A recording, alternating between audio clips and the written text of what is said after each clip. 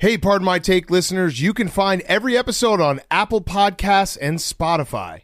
Prime members can listen ad-free on Amazon Music. On today's Pardon My Take, we have Cleveland Browns head coach Kevin Stefanski. Our last interview from the Indy Combine, great interview with Coach Stefanski. We gave him some good ideas that I think Browns fans will be seeing in a playbook soon.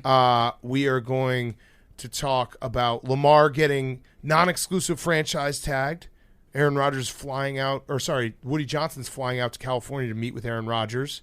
We have Billy's Jets. What are we calling it? Dissertation? Yeah. It's your dissertation. Exactly. Okay, so it's your senior project.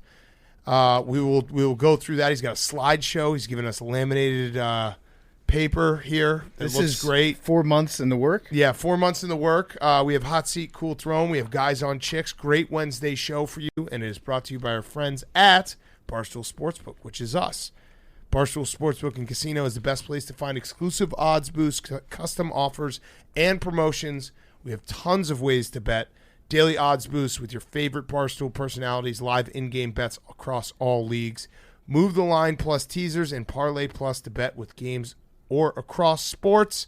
It's super easy to navigate, data and content to keep you informed, easy and secure registration, and you can follow our bets. I might have some new ones coming for March Madness for the people. iCasino, Barstool Casino, available in select states, slots, traditional table games, exclusive one-bite slots. So March is one of my favorite gambling months. Download the Barstool Sportsbook today and use code TAKE to create an account. $1,000 new player bonus. If your first bet loses, get up to $1,000 in bonus cash. Must be 21 plus. Gambling problem? Call 1-800-GAMBLER. Go check it out now. $1,000 new player bonus. If your first bet loses, you get up to $1,000 in bonus cash. Must be 21 plus. Gambling problem? Call 1-800-GAMBLER. And join in on the fun with us this March with the Barstool Sportsbook. Okay, let's go.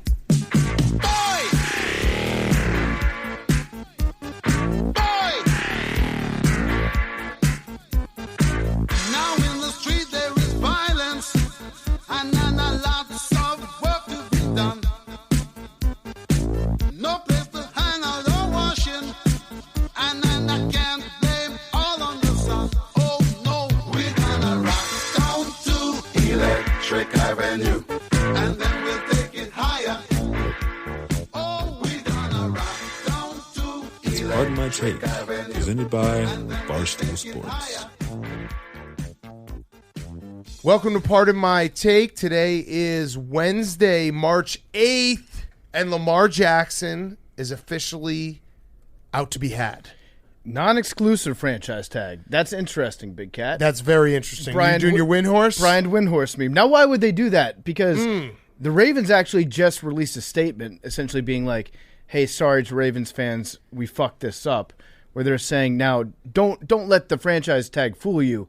We're still hopeful that we can negotiate a long-term extension for Lamar, which they're probably going to still try to do. They're protecting themselves. So the non-exclusive franchise tag, for anyone who doesn't know, it means that anyone else can make an offer sheet to Lamar Jackson.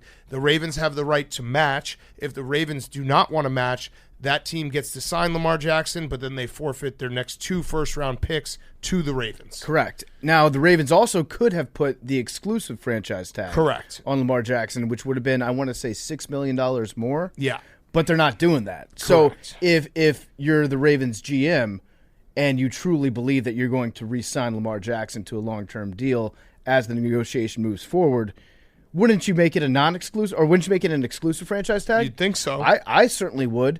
I can report exclusively via Leroy that the Kansas City Chiefs and the Buffalo Bills will not be pursuing Lamar Jackson. As well as the Bengals. Add that to the list. The Bengals are on the list as well. The C-words will also not be pursuing Lamar Jackson. Interesting. So we've got those locked up. Yes. Oh, the Cleveland Browns also will not be pursuing Lamar Jackson. So that basically just leaves the Commanders, and that's it. Yeah. So future Commander Lamar Jackson, I refuse to let Schefter beat me on. Wouldn't that be just so poetic if Shefty was pulling a double prank on us, Yes. and was actually leaking us true information, then saying it was a fake, I am delusional and I'm a very sad, broken man. I'm realizing this as I'm saying it out loud. I'm hoping it happens. I'm pathetic. I'm hoping for Hank's future. I am a pathetic. Well, my future too. I told Hank to put that future in. Hank graciously accepted splitting it up with me. Oh, nice. So when I put it in the sports book, sometimes I put in 500 and it said put in like 350 and send 150 for approval.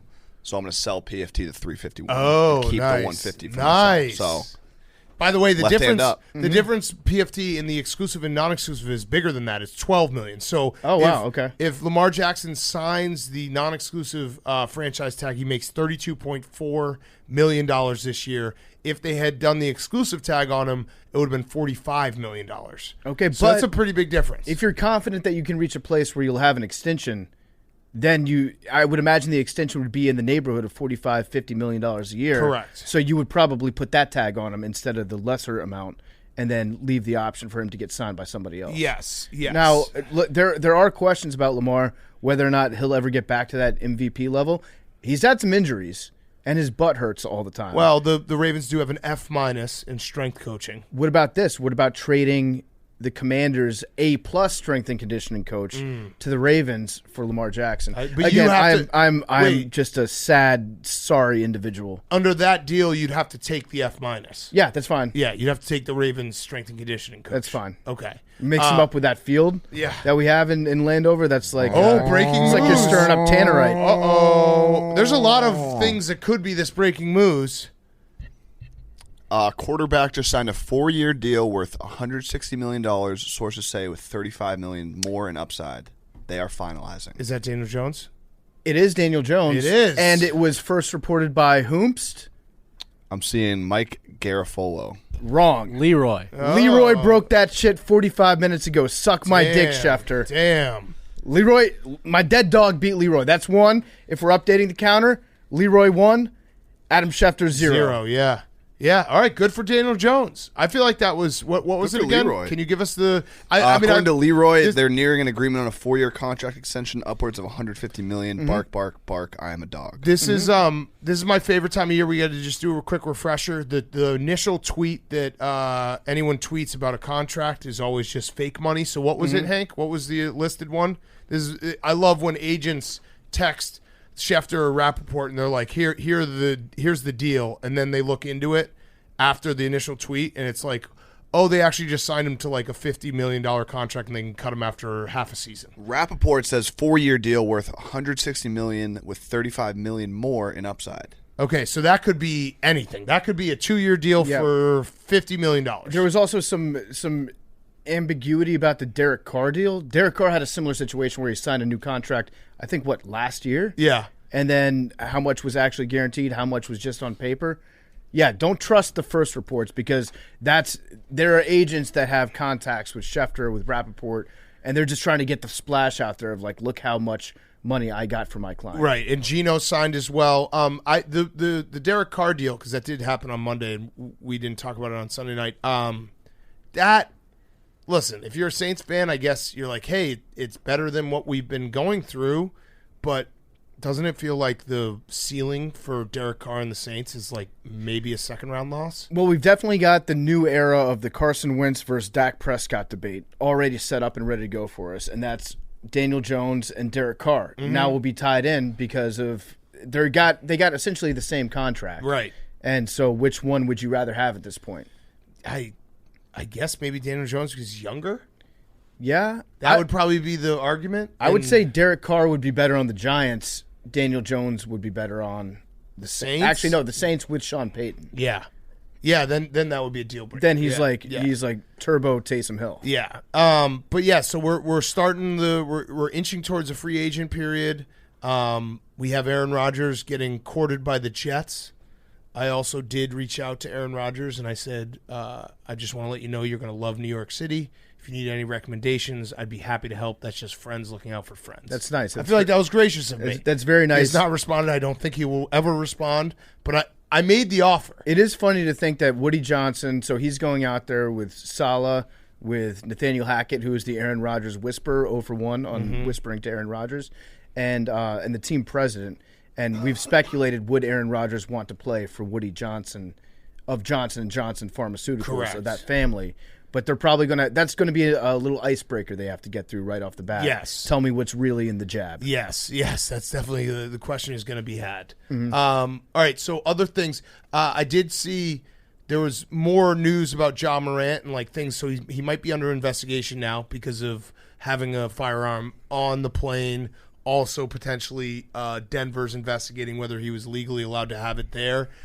We also had a story come out that Steven Adams had a players-only meeting where he took Ja Morant. He basically told the whole team, we have to stop partying on the road. The Grizzlies are a bad road team this year, and essentially was singling out Ja Morant without singling him out.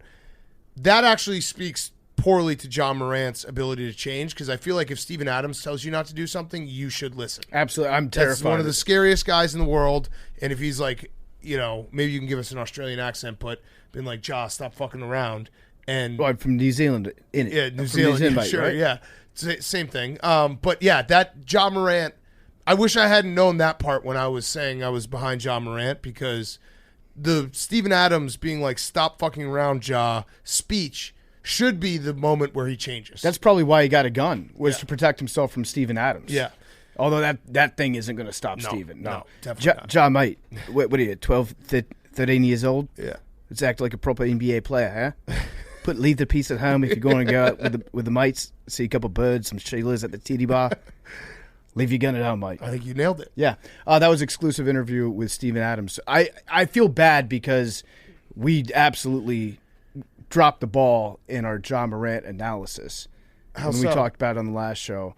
We did not anticipate the very obvious take that Skip Bayless was going to have in reaction to this. Skip Bayless, he discussed this at length. Skip Bayless's problem with the Ja Morant video was he was going out celebrating after a loss. Oh, if you're gonna be flashing a strip club or flashing a strip club gun, you should do it maybe after you beat the Clippers. Yeah. Not after you give up 135 points to the Clippers. That's a fair in point. a road loss. That's fair a very point, fair Skip. point. Again, sometimes it's refreshing to me knowing that as much as we like to think that we can get inside Skip Bayless's head, he's always 3 steps ahead of us. Oh, easily, yeah. So that, and I kind of agree with him. Yeah. That and the gun was way too small. If it's comically small, it should be a celebration gun, not a despair gun. right? Although despair gun, maybe actually it'd be funny if the despair gun was like a Civil War musket.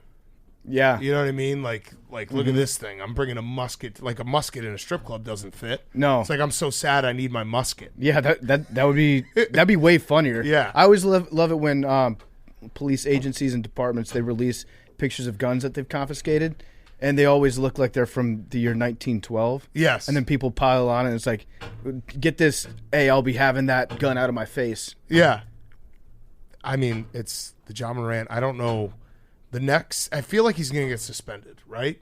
I guess he has. Well, no, he's taking 2 days himself. He's taking some time away to deal with his gun addiction, and then they'll probably figure out a way. Well, now the real issue is local authorities in Colorado are actually investigating it. So if he gets convicted or indicted for a gun crime, there'll probably be something that comes down from Silver. Yes. Silver hates this, by the way.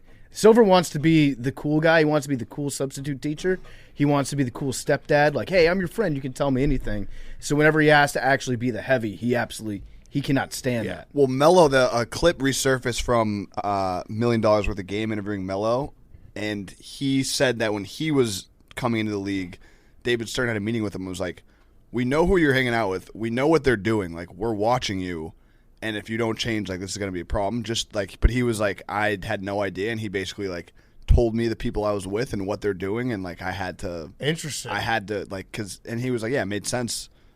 Because if you're investing millions and millions of dollars into someone, you want to know what they're doing. But that's where there's probably a difference between Adam Stern Silver and wants Silver. to be everyone's friend. Yeah. No, that's absolutely true. And he's like partners with everyone, which is fine. Like, I understand we're in a lot better of a player empowerment age, but David Stern, like, I don't know, that probably makes sense to be like, hey, like, young guys with a lot to lose, here's what you have to lose.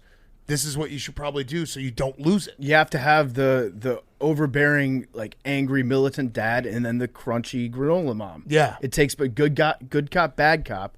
They should make it like the the old trope when a parent catches a kid smoking a cigarette, they make him smoke an entire pack. They should make John Morant drive around in only a tank. See how that is. Yeah, See how there you you go. like traffic in a tank, bro. Well, tell you what, we're going to give you a B-2 stealth bomber, and you have to fly it from location to location. It's fully armed. you like weaponry, Yeah, John? fully armed. Okay, bro. Let's see if Yo. Let's see if you could deal with fucking LA traffic when you're playing the Clippers in a Sherman. Yeah, load up a Mark 82 on that wing. And how bad do you think Adam Silver was dreading making the call to Giannis to tell him, hey, that triple-double's not going to count? Oh yeah. The stat padding is hot in the streets right now. He definitely had somebody make that call for him. Yes, stat padding is hot in the streets. People arguing it. I did watch an old clip. Versillo actually sent it to me of Russell Westbrook stat padding, and it is so fucking funny. He was just passing up like 5-foot bunnies to try to get another assist. Like literally going to the rim hard, and then at the last second just kicking it out to a guy who wasn't even ready to take a three, just hoping that he could get that last assist. Yeah. I mean, that one season where he was just averaging a triple-double was unreal, but in retrospect, looking back on it, like I was fascinated by triple-doubles then. If there was no such thing as a bad triple-double, and that's kind of like give or take a little bit right now, but they're not all built the same. And I also kind of respect, in retrospect, Russell Westbrook being like, yeah, my team's not very good. I'm going to get me. Yeah. Like, I'm just going to go out there and do it for myself. Couldn't you also say that playing with poor shooters makes it easier for you to get rebounds? Yeah. So the worse your teammates are, if you give them bad passes, True. then you can get the rebounds. get more that out easily. of the way. Okay. Speaking of strip club guys, we should, because we make fun of him all the time, James Harden. James Harden had 20 assists last night. Yeah, he did. Is James Harden fully back? The Pacers, that game was... Great teammate, James played Harden. In like the 140s. James Harden, future Houston Rocket, which is, it feels like the quiet secret that everyone in the NBA circles are talking about, that he just wants to go back to Houston, which is very funny because it's like, yeah, he's Philly. Strip clubs, Max, in Philly are just not cutting it. They're just not it, okay? You hearing me, Max?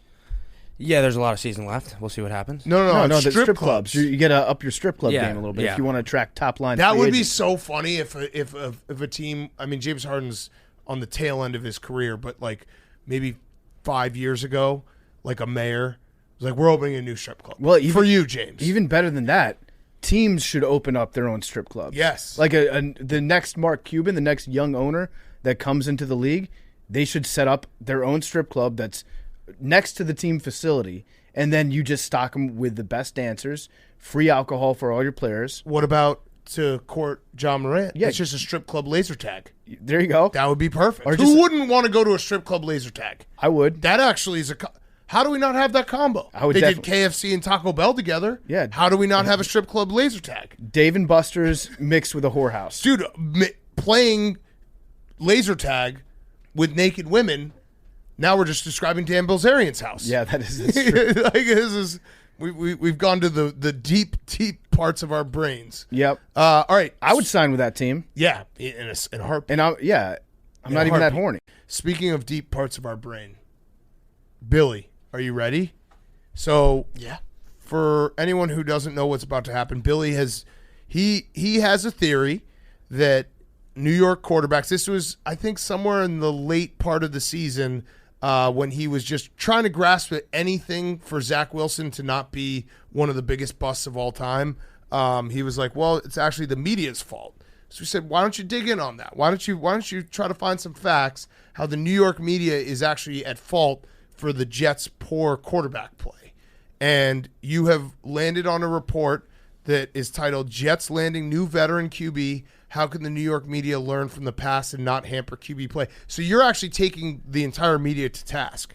Yeah, Okay. specifically. The written copy has a different title. Yeah, that was going to be my first question. The written copy is how the New York media ruins Jets quarterbacks. Several case studies. Several. Yeah, Several. The But- full case studies are in those pamphlets. And I do love how you're titling it by Billy. By Billy. Yes. By Billy. Okay, all right, so let's hop into it because I have some questions.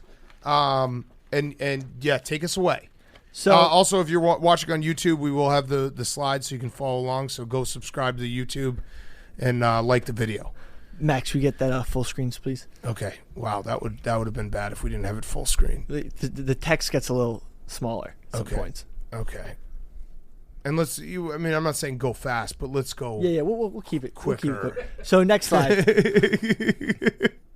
Basically, why do some quarterbacks and we're taking a look at quarterbacks back in the past 15 years, so since Brett Favre. Okay. Is all our case studies. Okay. Basically, there is a common pattern of Jets quarterbacks playing badly, and then once they leave, having some sort of success, or also some a lack of negative portrayal in the media. Okay, so who has had success? We can get into that. Because I'm going Fitzpatrick had one good year. through my brain. I hope Geno isn't the case because it took him like 10 years. Brett Favre had a comparatively better season. He did. He went to the NFC Championship game. Do you think that was the evil New York media that went after Brett Favre? Or do you think he it went was- after them in weird ways. Or do you think it was his injury in Week 11 that year? Yes. Okay. Sanchez is an outlier. We'll talk about In why. that he sucked elsewhere?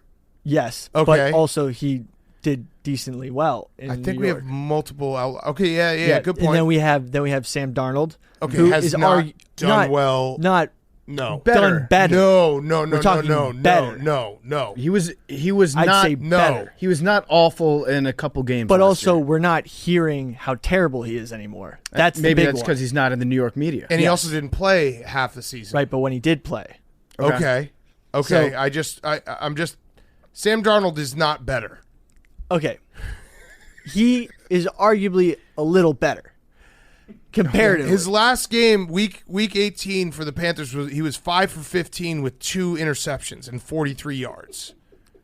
He had some other good games though. He had some That's- other- He did you're have cherry one picking. good. You're He had cherry one picking. game where he had 340 yards and 3 touchdowns. Yep, there we go. We don't know the end of the Sam Darnold story.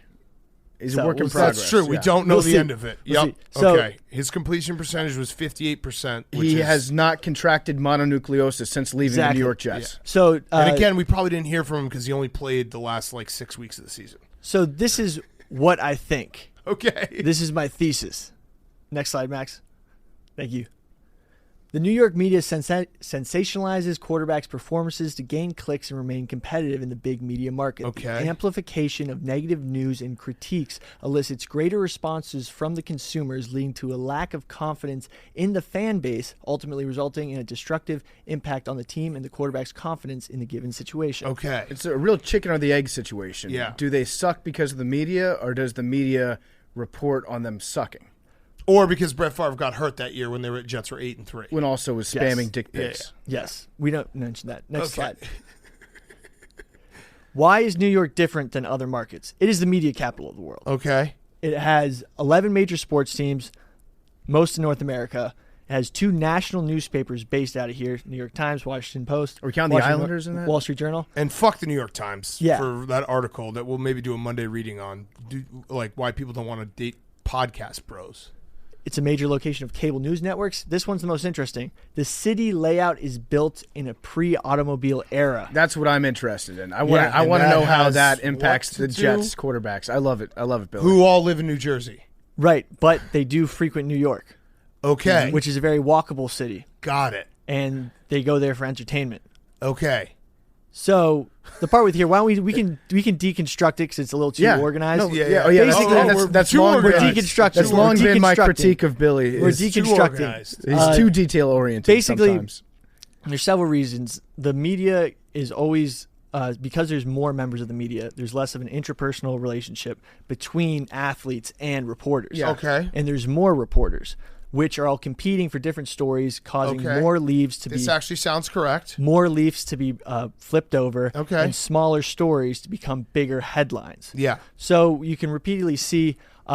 We can fast forward a little bit to the, let's say, Fast Brett forward. Favre slide. Wait, before we get to Brett Favre, can I stop you for 1 second? Yeah. What's the limitation in the study? Oh yeah, we should probably bring that up. There's some ethical concerns with the study. Okay. You use monkeys like Elon Musk? No, just Jets quarterbacks. So going back, basically, it's a lot of how do we say it? Non-numeric data. You also, anecdotal. You also Anecdotal is the word you're looking for. You also got it. said there are more snakes in New York. Was that some Kyrie shit you're on? No, that's a quote from another. All right. That's a quote from a no.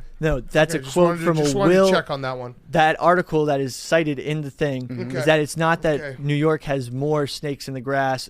Talking about reporters, it's just it doesn't have worse snakes in the grass, just more snakes. What about in the this grass. entire 3-page section on the Rothschild family? No, that's not there. That's not there. So I'm publishing. Check the blog online. So the George Soros chapter we're taking out. Okay, all right. That wasn't in there. That wasn't in there at all. There's just more snakes in Williamsburg, is what Billy's trying to say. No, next kick. Okay, wait.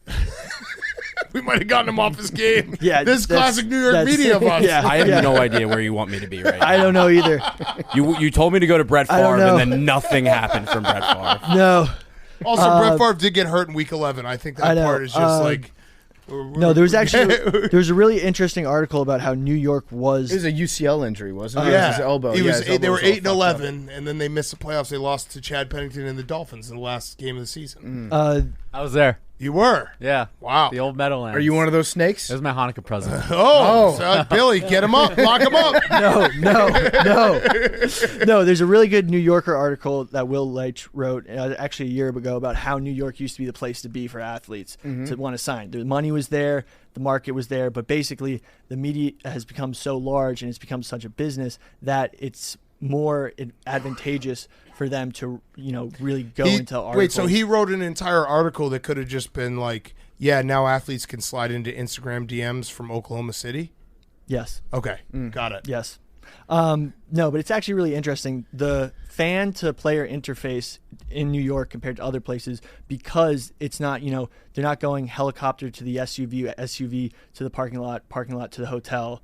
There's more of a possibility for players to be in a walkable city and interface with fans. But they live in New Jersey. Right, but they come to New York. I would say that there's more interface in every other city versus New York. Also, do you think there's more interface in Green Bay, Wisconsin with the Packers? No, way less. I would disagree entirely. They're like at the grocery store in a town of 100,000 people. Okay, you know what? There are a couple of things that are problematic. Yeah, Patrick Mahomes definitely gets seen in Kansas City more than people see the Jets quarterback. It's just big. Well, these are various theories. Okay, all right, so I got it. That's a small one. Real quick, the flow chart of how you get from practice to New York City. Yeah. You get in a helicopter to go to your car. I think all these guys live in Manhattan. No, a lot of them do live in New York. I think you take the car. A lot of them. You take the car to the helicopter. I don't think a lot of them do. Yeah. I mean, like Eli lived in Hoboken his entire career. Okay, basically, let's go back to Brett Favre. Okay. So this is the anchor. Whenever we have trouble, hit the Brett Favre button. So Brett Favre, halfway through the season, before he was injured, before anything, he was basically they accused him of giving up secrets to Detroit Lions coaches. He had a conversation with a Detroit Lions coach. This became a huge story, and everyone was basically that was early in the season, right? Early in the season. So was he talking about like building a volleyball facility for his daughter at some point? No. But at that point, he was not really doing anything wrong. But this random buzz probably was a distraction, and if it wasn't, it became into the minds of fans. Okay. So the media dictates what fans kind of think, no matter what, even if quarterbacks try to stray away from it. So, but he played well after that. Right. But not to say it wasn't a distraction. What week was it? It was week 4. When he had 6 touchdowns? Mm-hmm. Yeah. He had 6 touchdowns that week. What about the next week? Yeah. He almost broke the record. Yeah, the week that he had the media criticism? Right, but that was probably the week after he dealt with media criticism. But basically, Brett Favre was painted what in kind a of narrative that we were worse off for Brett Favre. What kind of plays was he giving up to the Detroit Lions where he was then throwing 6 touchdowns against them?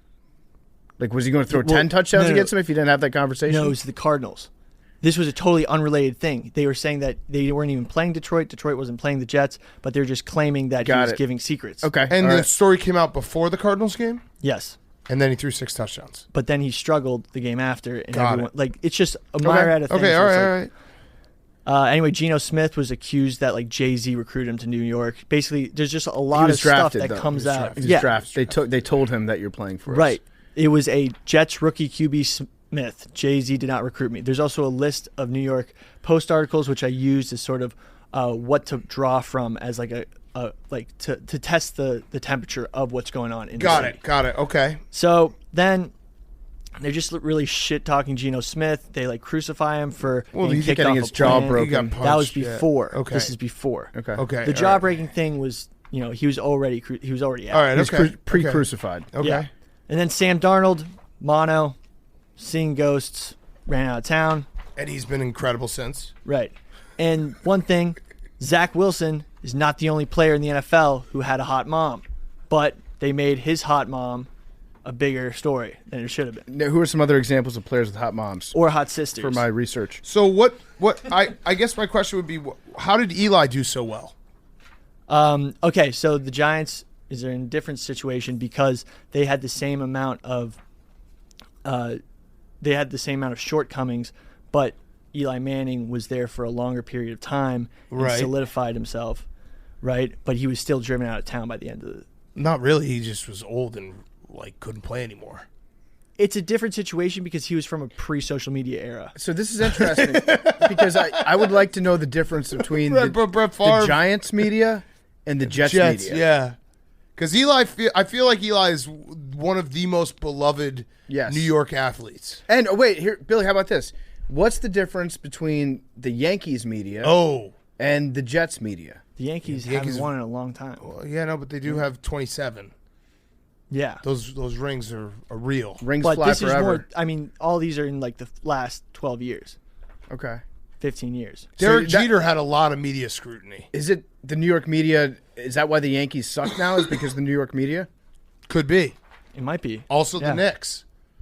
Although they might be good this year. But I also cite there's actually like a business Are we study. done with the PowerPoint? That's my question. We could just cut this whole thing if we want to. Totally fine with that. I'll just post it as a blog. I mean, I think the one point that I agree with is that you found that I think is a good like premise to jump off of is the idea that there are so many writers competing for clicks and the writers don't have relationships with the players. That I think is you nailed, because that actually makes perfect sense. Where it's like, yeah, I think I when I was perusing your dissertation, you pointed out like a headline that said, Jets win, Geno Smith struggles.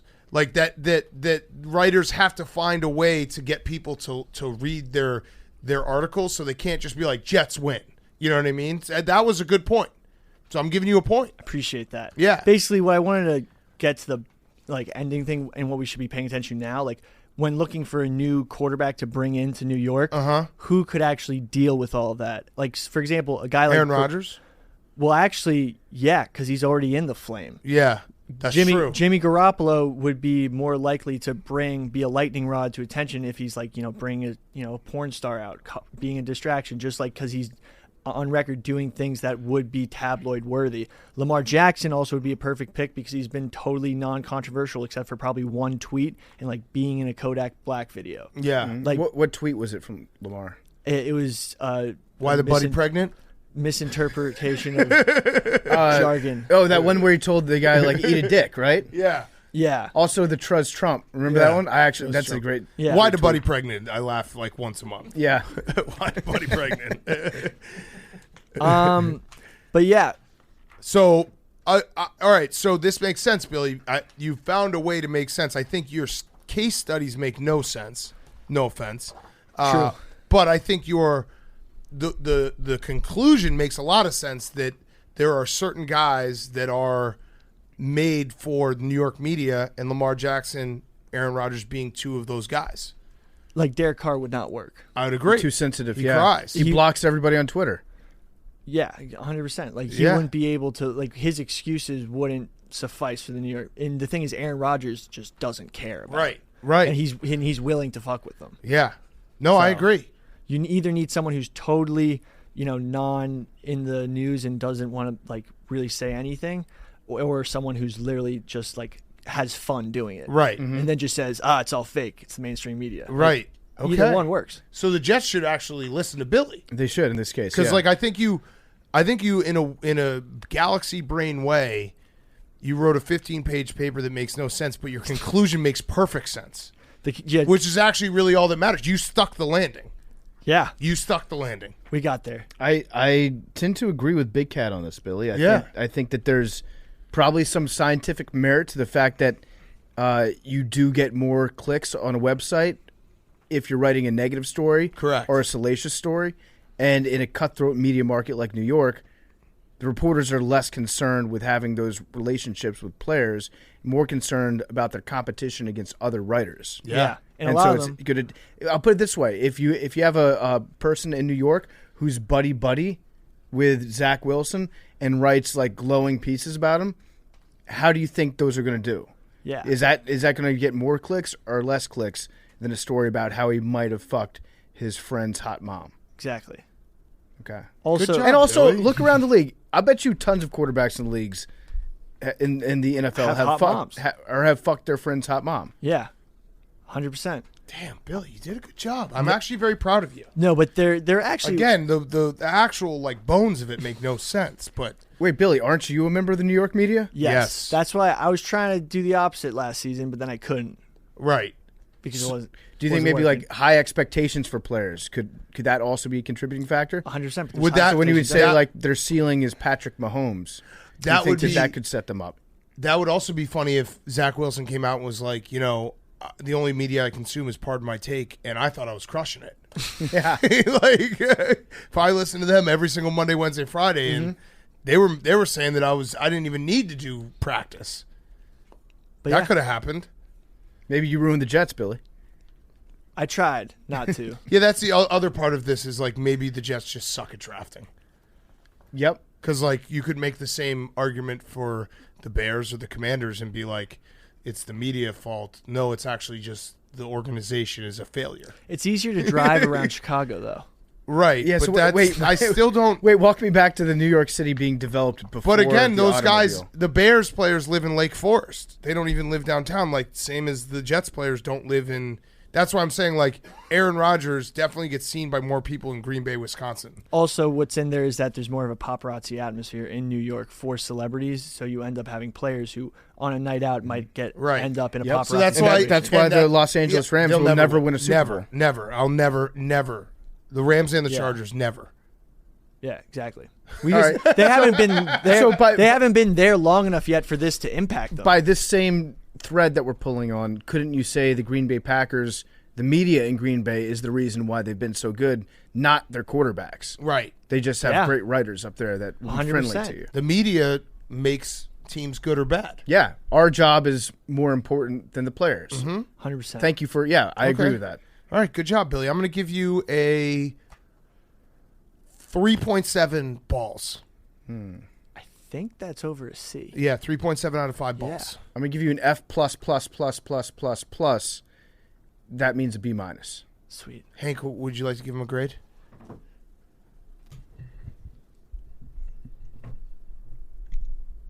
No. Okay. Can I get a pass? Incomplete. That's an incomplete. You got an incomplete. Actually, Can I get a pass? You know what? The name of this whole presentation could be called Pass Fail. Yeah. Why New York Jets quarterbacks suck. Well, I'm just gonna give the franchise and the whole town in general of New York an F. The whole town. I mean, you mentioned they have 11 teams, and I didn't hear any mention of championships. What about the barbecue? Best barbecue in the world. True. And whiskey. And Bourbon. racehorses. Yeah. Yeah. Okay. Should we do hot seat, cool throne, and then we'll get to Kevin Stefanski? Hank, Yeah. would you like to start with a hot seat, cool throne? Good job, Billy. 3.7 out of 5 balls. Like no, that's huge. you did a lot of work. It's a lot of work that you did that I'm applauding. I tried to do something that was kind of impossible. Yeah, you did. Yeah, that's Right. right. But hey, they thought that the guy that flew an airplane for the first time was crazy. Yeah, it's right? actually the lesson that you learned you should actually throw out, like, because this show is built on saying things having nothing to back them up, is what you essentially did, and then you tried to back it up and it wasn't there. So we just got to remember to never back up anything. Yep. If you just say it with enough conviction, Yeah. that's worth 1 million reports, 1 million studies. Yeah. Also, I screwed up. It was Jeff Neal, not Jeff Lewis. On Monday Oh, show. on Jeff the UFC? Lewis was the flipping out guy. Remember that show? For the UFC. That show ruled. He would just he was just a gay guy who would just get in fights with his housekeeper every morning, then go make $1 million houses. I did not watch that Oh, show, it was but great. it sounds electric. It was fucking awesome. I think the big takeaway from Billy's report is it's better to sound correct than it is to be correct. Correct. Wait, did I sound correct when Yeah, I you said sounded that? very Okay, correct. all The right, way you slowed down there Yep. was correct. good. Okay. I just think if Aaron Rodgers did come to New York, the circus around it would be awesome to watch. Yeah. Yeah. But wait, It would be great if he actually did bring a circus to town. Yeah. here's my elephant. Yeah. Okay, Hank. Hot seat, cool throw. My hot seat, it's kind of like Bizarro World. We got Billy over here doing works cited pages, writing up a detailed report. And then on the flip side, we have our darling Jake sparking up the internet and firing up. I had myself on the hot seat for this. What'd you do, Jake? Can I finish? Yeah, go ahead. What'd he do? He's just sending out like crazy slanted political takes on Twitter. What? Oh, really? Okay, so I wrote a blog on this too. It's insane. Yeah, it's like going viral. What happened?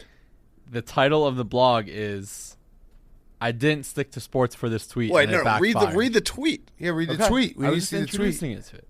Not Well, a political. It's not the blog. It's the tweet. Not a political tweet. This was an elite segment with an elite name, Barackatology.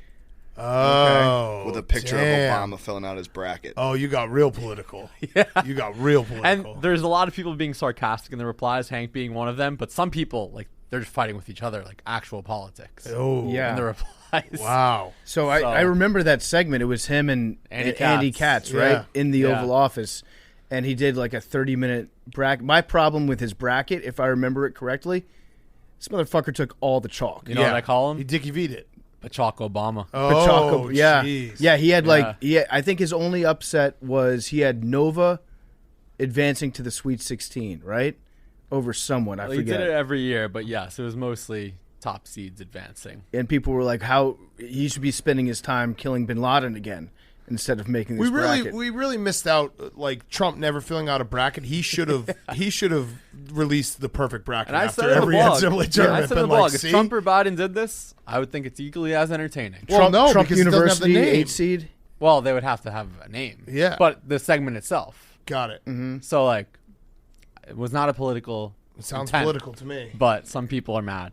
Yeah. This guy said, I'm just trying to enjoy a sunny Tuesday morning, and now I have to think about innocent people killed by drones around the world. Yeah, you did Because of that your to tweet. him. You did that to him. Thank you, Jake. Wow. Very cool. Way to go, Jake. Not great, but Way to go. sorry. Everyone says I'm the favorite for Lib of the Year in 2023. I would Take say it. you're definitely at the forefront. How often do you watch that Barackatology? I mean, Leftists listen to podcasts too, Jake.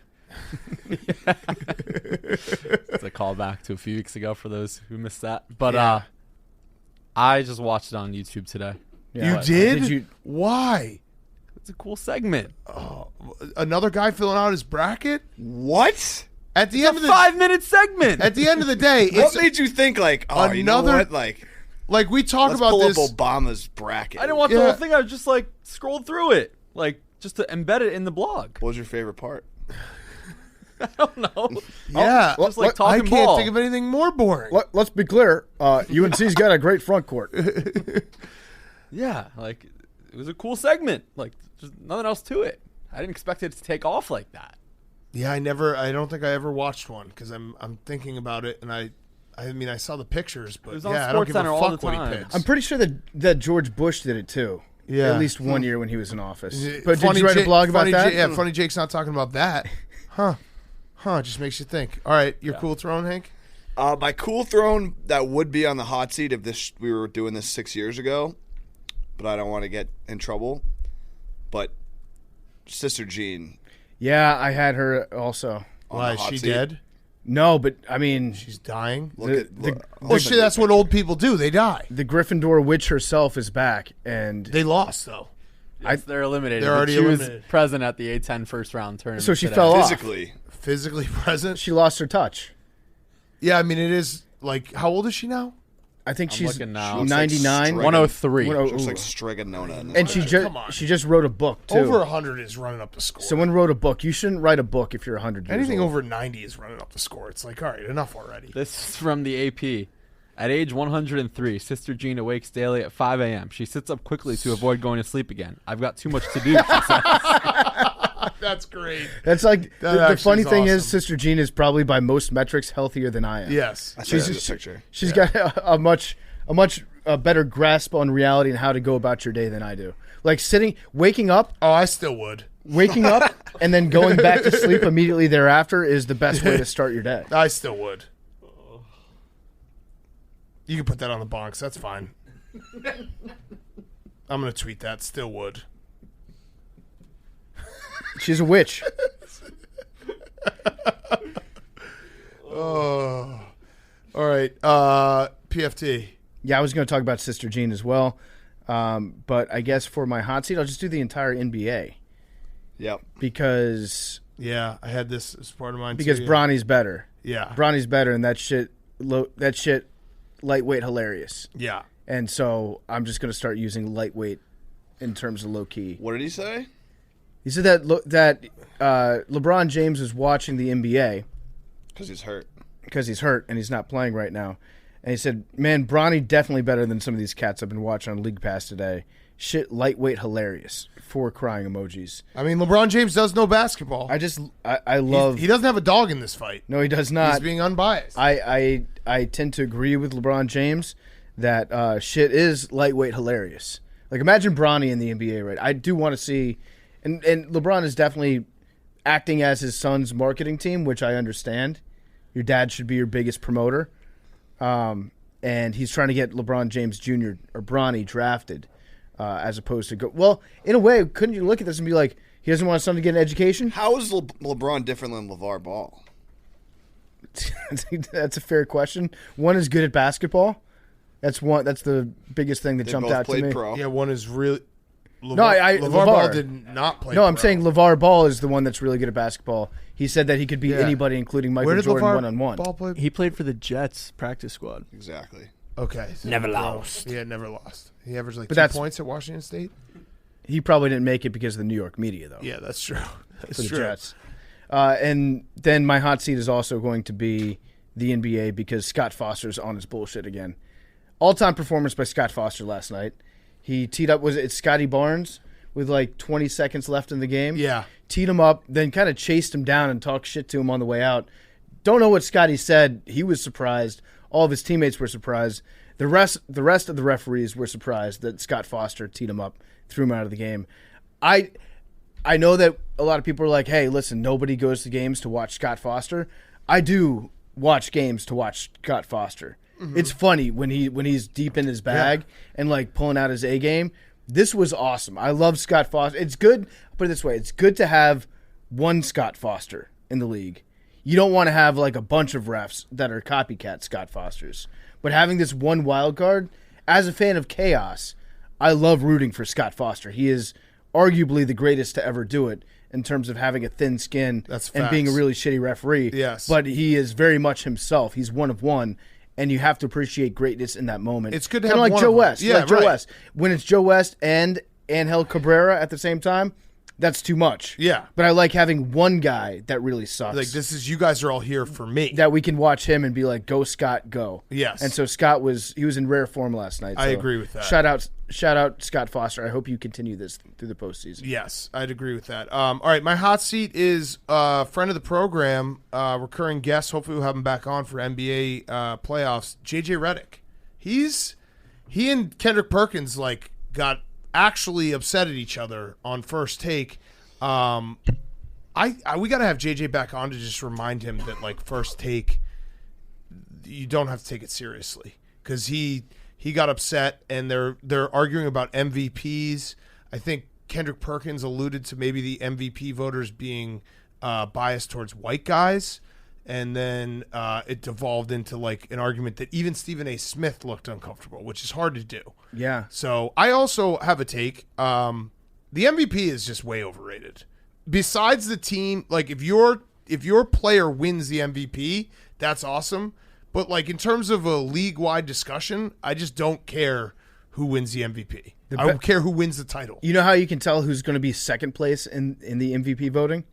the guy whose fans are chanting MVP Right. when they're at the foul line. Right. That should actually be the qualification. Like, if you're that guy, then you're probably not the MVP because your fans are trying really hard to push you over Right. the edge, and they're mad about it. Also, JJ does need to remind himself sometimes that First Take is the opposite of news. Yeah. And it's the opposite of being informed about things. We got to just get him Again, back on track. JJ, it's better to sound correct than it is to be correct. Correct.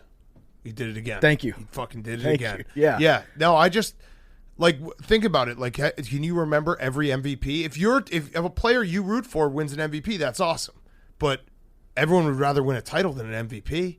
And we Yeah. spend so much time talking about MVPs. What, Hank? I mean, it's a big award. It is a big award, but at the end of the day, like, is it the most memorable thing that, like, we spend so much time talking about MVPs, and then like, who was the MVP in the NFL 4 years ago? 2000. I'm going to guess Patrick Mahomes. Probably. Who was the MVP in the NBA 4 years ago? Delhi. I rest my case. Russell That was Westbrook? maybe Giannis. I think that was Giannis. So Was I guess that I Giannis do year? remember. Yeah, Giannis went back to So back. I disagree with guess Big Cat. I do remember. I disagree that it's overrated. I think the MVP is like a very prestigious award, but we often do. It's followed up with the comment that it's a regular season award. What awards aren't overrated? Winning Actually- the title. Champion. Award. Champion. What award? Winning the award of Season awards. champion. Purple Heart? Purple Heart is not overrated. Yeah. Keys to the City, not overrated.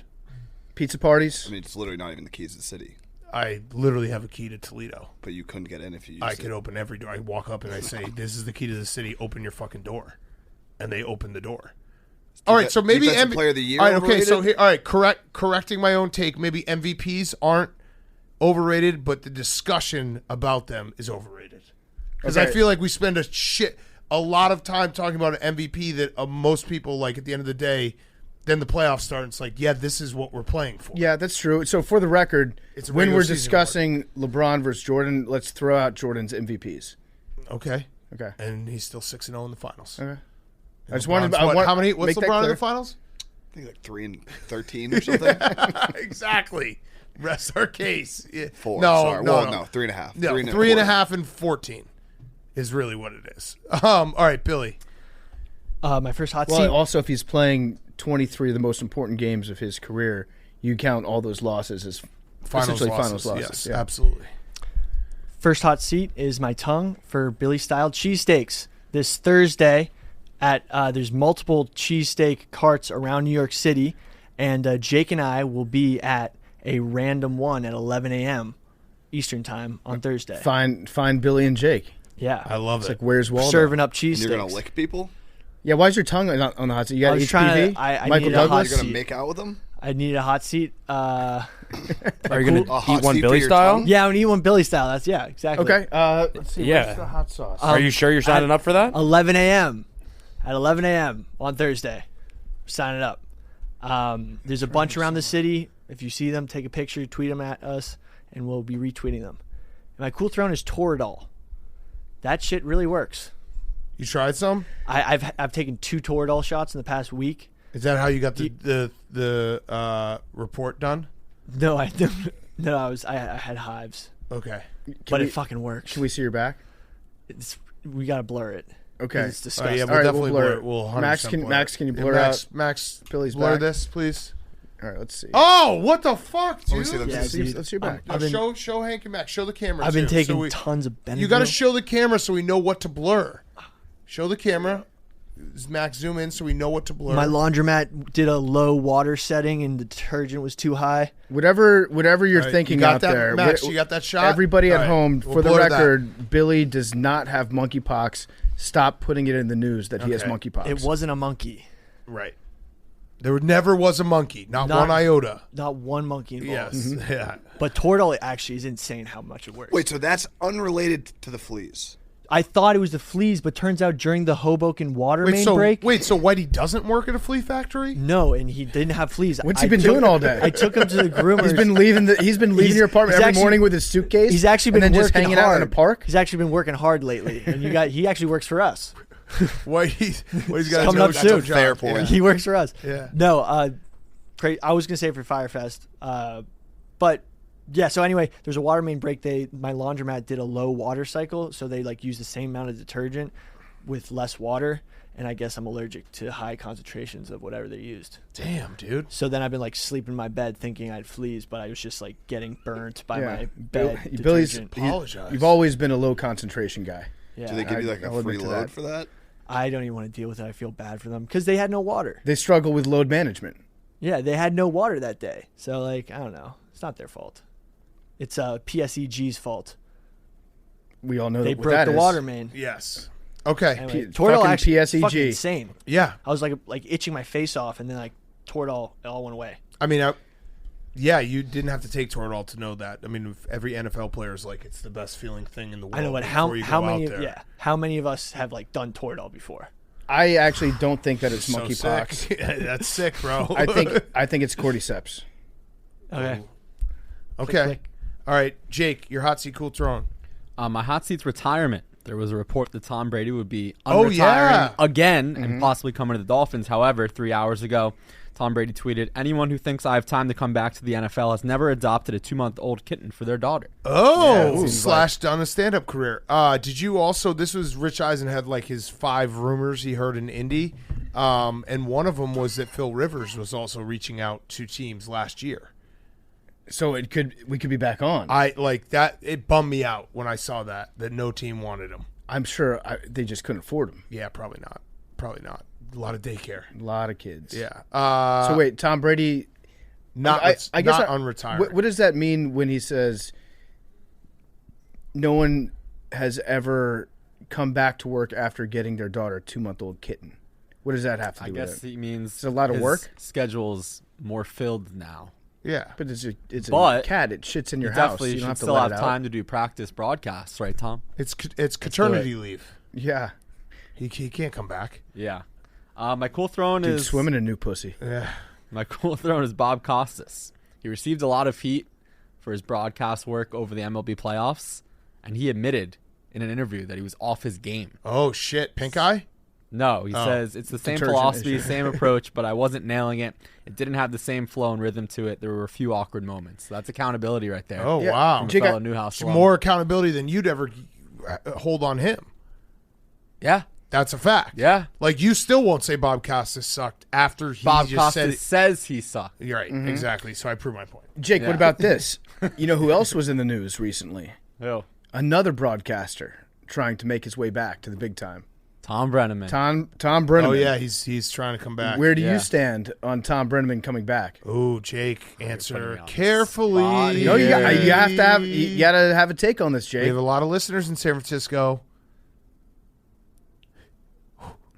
There's a saying. Oh, God. no. Is it about a city? What? Okay, no, Go ahead. There's a saying that everyone deserves a second chance. Okay, you almost said Sexton chance. Second chance. Wow. Should we get Joey in here for this? Yeah. Get Pat and Joey? I guess it depends on the gig. Okay, this is. I don't know. So for the Cardinals. Yeah. They already hired someone. Oh, okay. I was gonna say, yeah. Didn't Chip Carey? Yeah. Yeah. I was gonna say, fuck it. I don't care. Bring him back. He's done his time. Yeah, like it's also like don't even make an announcement about it. Well, it's the just re- have him just be announcing like the Panthers versus Cardinals next year Or I mean, it's at 3:00, and we'll be like, all right, cool. it's He's the back. it's the Reds. Yeah. If Cincinnati all got together and they're like, hey, let's just agree to not publicize the fact that Tom Right. Brennan's back. Just on the air. slip him back in. They could keep that a pretty good secret, I Right, think. right. How many people are tuning in out of market to watch Reds games? He's got to come to the Phillies. Why? Castellanos. Oh yeah, that's yeah. true. Oh. That would be great. He should just follow wherever he goes. Yeah. And there's a deep drive up a guy's butthole. All right. So yeah, I stand on just slipping back in. Jake, non-answer. Everyone deserves a second chance. But Hitler? But But we've got to see that he's made those strides in the people that he's hurt. what do you need to see? yeah, does he have to fuck a guy? Would that make you happy, Jake? I think he has to take it. I'm going to no comment here. We've successfully put Jake in a very bad Yes, corner. You guys are very good at this. All right, okay, let's get to our interview with Kevin Stefanski, head coach of the Cleveland Browns. It's brought to you by our friends at Omega Accounting Solutions. Attention small business owners, you may be eligible to receive up to $26,000 per employee through the Employee Retention Credit. You are a responsible business owner who continue to pay taxes and employ staff during the pandemic. Well, you can recover the payroll taxes you overpaid as a refund of up to $26,000 per employee. Omega Accounting Solutions helps get back the money you deserve through the CARES Act. All it takes is a quick, easy, and free 10-minute consultation to determine if you qualify. Omega is a small business champion with teams dedicated to maximizing tax credits. CPAs even turn to Omega for ERC guidance. Don't miss out on your small business tax credit. Even if you got the PPP loan, there's still time to find out if you qualify and file your claim. Call 855-505-DAVE or visit omegataxcredits.com/barstool now. That's 855-505-DAVE or visit omegataxcredits.com/barstoolsports right now. Okay, here he is, Kevin Stefanski. Okay, we now welcome on very special guest. It is head coach of the Cleveland Browns, Kevin Stefanski. Thank you for coming on, Coach. Do you want to do the hard question first or the easy question? Hard one. All right, let's rip it off. All right, so we sometimes like to just be honest with our guests, things that we've said. So I'm going to read a tweet to you from December 26, 2022. It says, Browns versus Saints was a battle of who can be the dumber piece of shit head coach. Somehow Dennis Allen came to his senses before Stefanski. Thoughts? Fair. Yeah. Fair. I mean, when you lose, everything's fair game.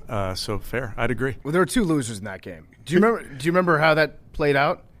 That Yes. was the game. That was the game hope. where I think everybody that was watching it was just screaming at the TV, no matter who you rooted for, run the damn ball. Yeah.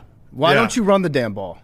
It was hard in that game to run the damn ball. They knew that it was very hard to pass, so they were bringing safeties very close to that line of scrimmage. So you're thinking, all right, the wind's died down. We got the wind with us. Let's try this. Obviously, it didn't work, so then you work backwards. You're like, okay, what could we have done differently? And, yes, running the damn ball in some situations would have helped in that game. Yeah, so it must be difficult. It's great that you have these two unbelievable running backs, but do you ever find it we're football dummies. We are fans at our core. And the one complaint every fan can always have is, like, why don't you run the ball more? So is it difficult sometimes? Are you ever, like, on the sideline, like, fuck, they probably just want me to run the ball. I'll just run the ball. Like, they can't get mad at me if I run the ball. No, I think we're unique in how having Nick Chubb and having that offensive line. I think the fun part for us is running the ball in the fourth quarter when you have that lead and you can go lean on people, which not many teams have that luxury. But there's certainly high leverage moments down near the goal line, third down. Like, you're always thinking about Nick Chubb. Yeah. Are you open to putting on your play sheet next year, just as a reminder? You know how Matt Nagy has BU? You should just have run the damn ball. I hear, that's definitely something that I'll hear.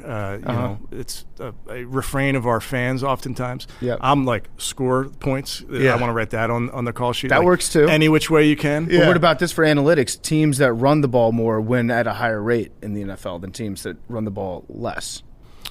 Yeah, is that the whole causation versus? Yes. Yeah, it is, but it's also true. Yeah. So, you know, I remember somebody you are once an said Ivy they're League like, guy. That was very smart. They said when Nick Chubb rushes the ball this many times, you win. I'm like, we should start the game with 24 straight Nick rushes. And Yes. see what happens. Yes. We may be down by a couple scores, but you know. Yeah, he seems like a good guy. When I watch the mic'd ups with Chubb, he doesn't really say anything. He's just like breathing hard, and then occasionally be like, "Yeah," after like a good play. Is he more talkative than that around you, around people that he knows? He's definitely more talkative when he's comfortable. Nick is a unique person. I mean, he's a man of few words, and I always tell people, like, he's not low maintenance, he's no maintenance. He shows up, he doesn't wear gloves, you know, he kind of is always what he's wearing supposed to wear out at practice. He's in stretch lines, like whatever you ask him to do, he's just going to do it. But he's got personality off the field. I just don't think he lets people in very easily. Mm-hmm. So have you ever given the speech like, if we had 53 Nick Chubbs? Yes. Yeah. Yes. I get around town, I always get Nick Chubb's my favorite player. I'm like, mine too. Yeah, exactly. Agreed. All right, so since we're doing a little analytics, you did go to Penn, no big deal, Ivy League. Like what? Like the 7th Ivy League? That's not. It's Ivy League adjacent. Like what? It's Harvard, It's Yale. the southernmost Ivy. Okay, but it's Well, you probably ahead of Cornell. That's it, right? Yeah, Cornell doesn't count. Yeah, Cornell. Dartmouth definitely ahead of Dartmouth. Yeah, maybe ahead of Dartmouth. Everybody always talks about HYP, Harvard, Yale, Princeton. Yeah, okay, Right? yeah. We're somewhere shortly thereafter. Okay, all right, that's fair. Yeah, Columbia, I'd say, is ahead of you. But either way, Ivy League nonetheless. Barely Ivy League. Safety school of Ivy League. Let me throw an analytics question to you. Okay. Game situation, okay? It is, you're down 8 points, okay? You have all 3 of your timeouts?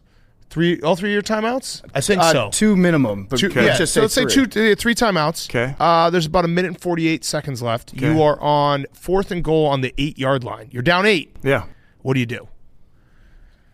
Yeah, you can kick the field goal and then hope that you get the onside kick and Well, you have all 3 timeouts, so you could, or you kick the ball deep and use all 3 and hope you get the ball back. No, you're going in. You're close to. Did this ever Yeah. happen in any games? No games. Not in any like high-profile playoff games or anything like that. No Not championship that I know games. Yeah. No NFC championship I think games. when you get low down, I do know this. As you get lower down in the red zone, like you got to take your shot a lot of times. Now that's Not not if every your quarterback time. doesn't believe in that sort of And thing. I'm not speaking to any example, but I will say this: that inside when you get low, that 8-yard line, it is difficult. There's not a lot of plays that you love to be able to hold on the ball, but. To your point, if you don't get it, now you can use your 3 timeouts and maybe get the ball back. So when we are sitting on the couch and like say it's 3rd and goal from the 5 and you get a 5-yard penalty, I always am like, good, more room. Is that right? No. It's not, because it takes you longer. Your eligible players, it takes them longer to get into the end zone. But it's I'll tell you what, those decisions, it's sometimes you're like, damned if you do, damned if you don't. Right. Ultimately, we try to bet on the players as much as you can and trust the guys. So how does that work for you specifically on the sideline? Do you have your offensive coordinator in your ear? Do you have an analytics guy in your ear? We have a game management coach up in the booth who's, the way we work our 4th down decisions, at least, we use the red, yellow, green scale, which, can we understand that one? Yeah. That's It's pretty like safe. a stoplight. Yep, got it. Yeah. Yep. So we'll oftentimes like say, hey, you're green at 3, meaning 4th and 3, 2 or 1, you're green. All these decisions you make during the week, because you look at the game, you look at the matchup, you look at the weather, and you basically come out and say, okay, how many points do we need to score? How's our matchup on defense? Those type of things. Because it's hard. And now there's times when it's yellow, and that's the true gut.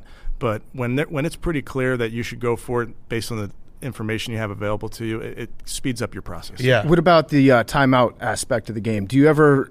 I've always said that like coaches should play Madden in the off season just to put yourself in those game situations. Honestly, so I grew up playing Madden. I really believe our generation is maybe a little bit better at game management because we've done that, because we know when you're down 10, you got, hey, I'm going to kick the field goal now, and then I'm going to get the onside. I got to get the 7 later. I do think all those games, I know it's silly, but I do think that all helps when it comes to game management. What about if you're down by 14 points, 2 minutes left in the 4th quarter, you're going in, you score a touchdown. Do you go for 2 or do you kick an extra point? I think you go for 2 in Yes. that situation. Correct. Now, the You could be beauty a head for coach me, someday. the Yeah, beauty Penn's for not me that is, bad. but the nice part is you have somebody up in the booth that's helping you with all these decisions, so you don't have to make them all in the moment. Yeah. Because, as you guys know, like you make a decision when it works, you're really smart. When it doesn't work, you're getting text messages or you're getting tweets from Big Cat. Yes, yes. Yeah. So wait, I you said something there about Madden that reminded me. You're cosplaying as an older guy with your beard. Because I remember we had that revelation. We're like, wait, we're the same age as Kevin Stefanski. This isn't fair. Why do you are a young looking guy, except your beard is gray? Thank you, I think. That's a compliment. Yeah. When- So, but I think you're doing it on purpose, so people are like, oh, he's been around forever. Oh, maybe I should. So should I dye it?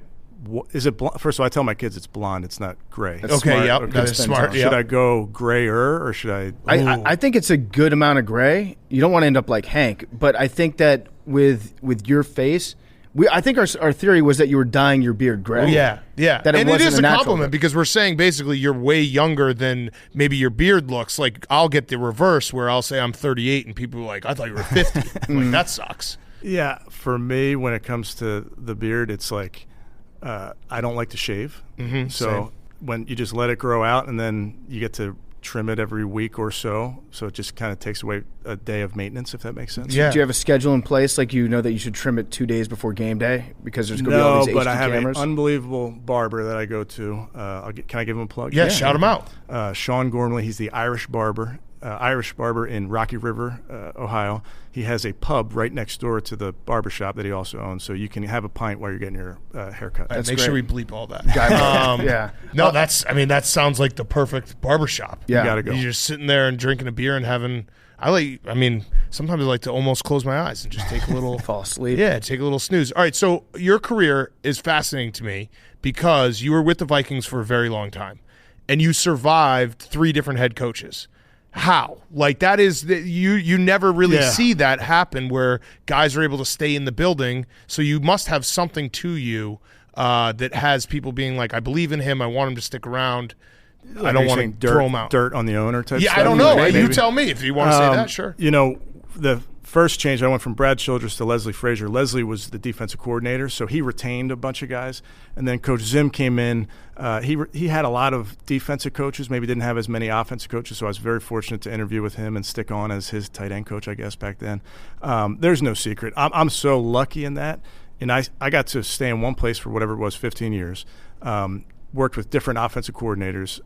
Most people, when you do that, you have to move like 6 times to get the type of experience I had. So I was the lucky one. There's somebody that's the opposite that moved 6 times. I got to stay there. Yeah. So when you started, I read a story that you met Brad Childress, and you made such an impression on him that he was like, I'm going to hire this guy. Do you remember that meeting? Well, I interned with the Eagles. So I get out of college. I have no idea what I want to do. So I get into commercial real estate, which is really fascinating industry.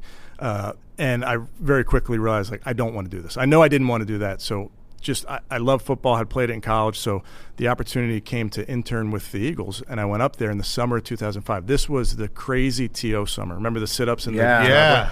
So I was up there for that. And, I don't remember. It wasn't like one meeting with Coach Childress, but at some point we must have crossed paths. And when he got the job, he gave me a call to come join him. Yeah. That's incredible. And then you were in Minnesota when Brett Favre came to town. I was. Were you involved in the recruiting process for Brett? Not the recruiting process, but I was in the quarterback room. That was my first year on the offensive staff. Was 2009. Here I am, a fly on the wall. It was Brett Favre, Tavares Jackson, Sage Rosenfels, Kevin Rogers was the quarterback coach. I got to sit back there, not say a word. I just watched it all, and like, Brett was incredible. What struck me a bunch about him, but he had seen so much football, and it was just like he'd rattle off a look. He's like, "Yeah, they did that in whatever year, '96. We killed the Bears. Sorry, when they brought that defense versus us. Like he just had this Rolodex memory of things that he had seen through his career. But he was great to me for a young coach to watch how it was done at a high level was unbelievable. So along those same lines, you were on the sideline for Bountygate.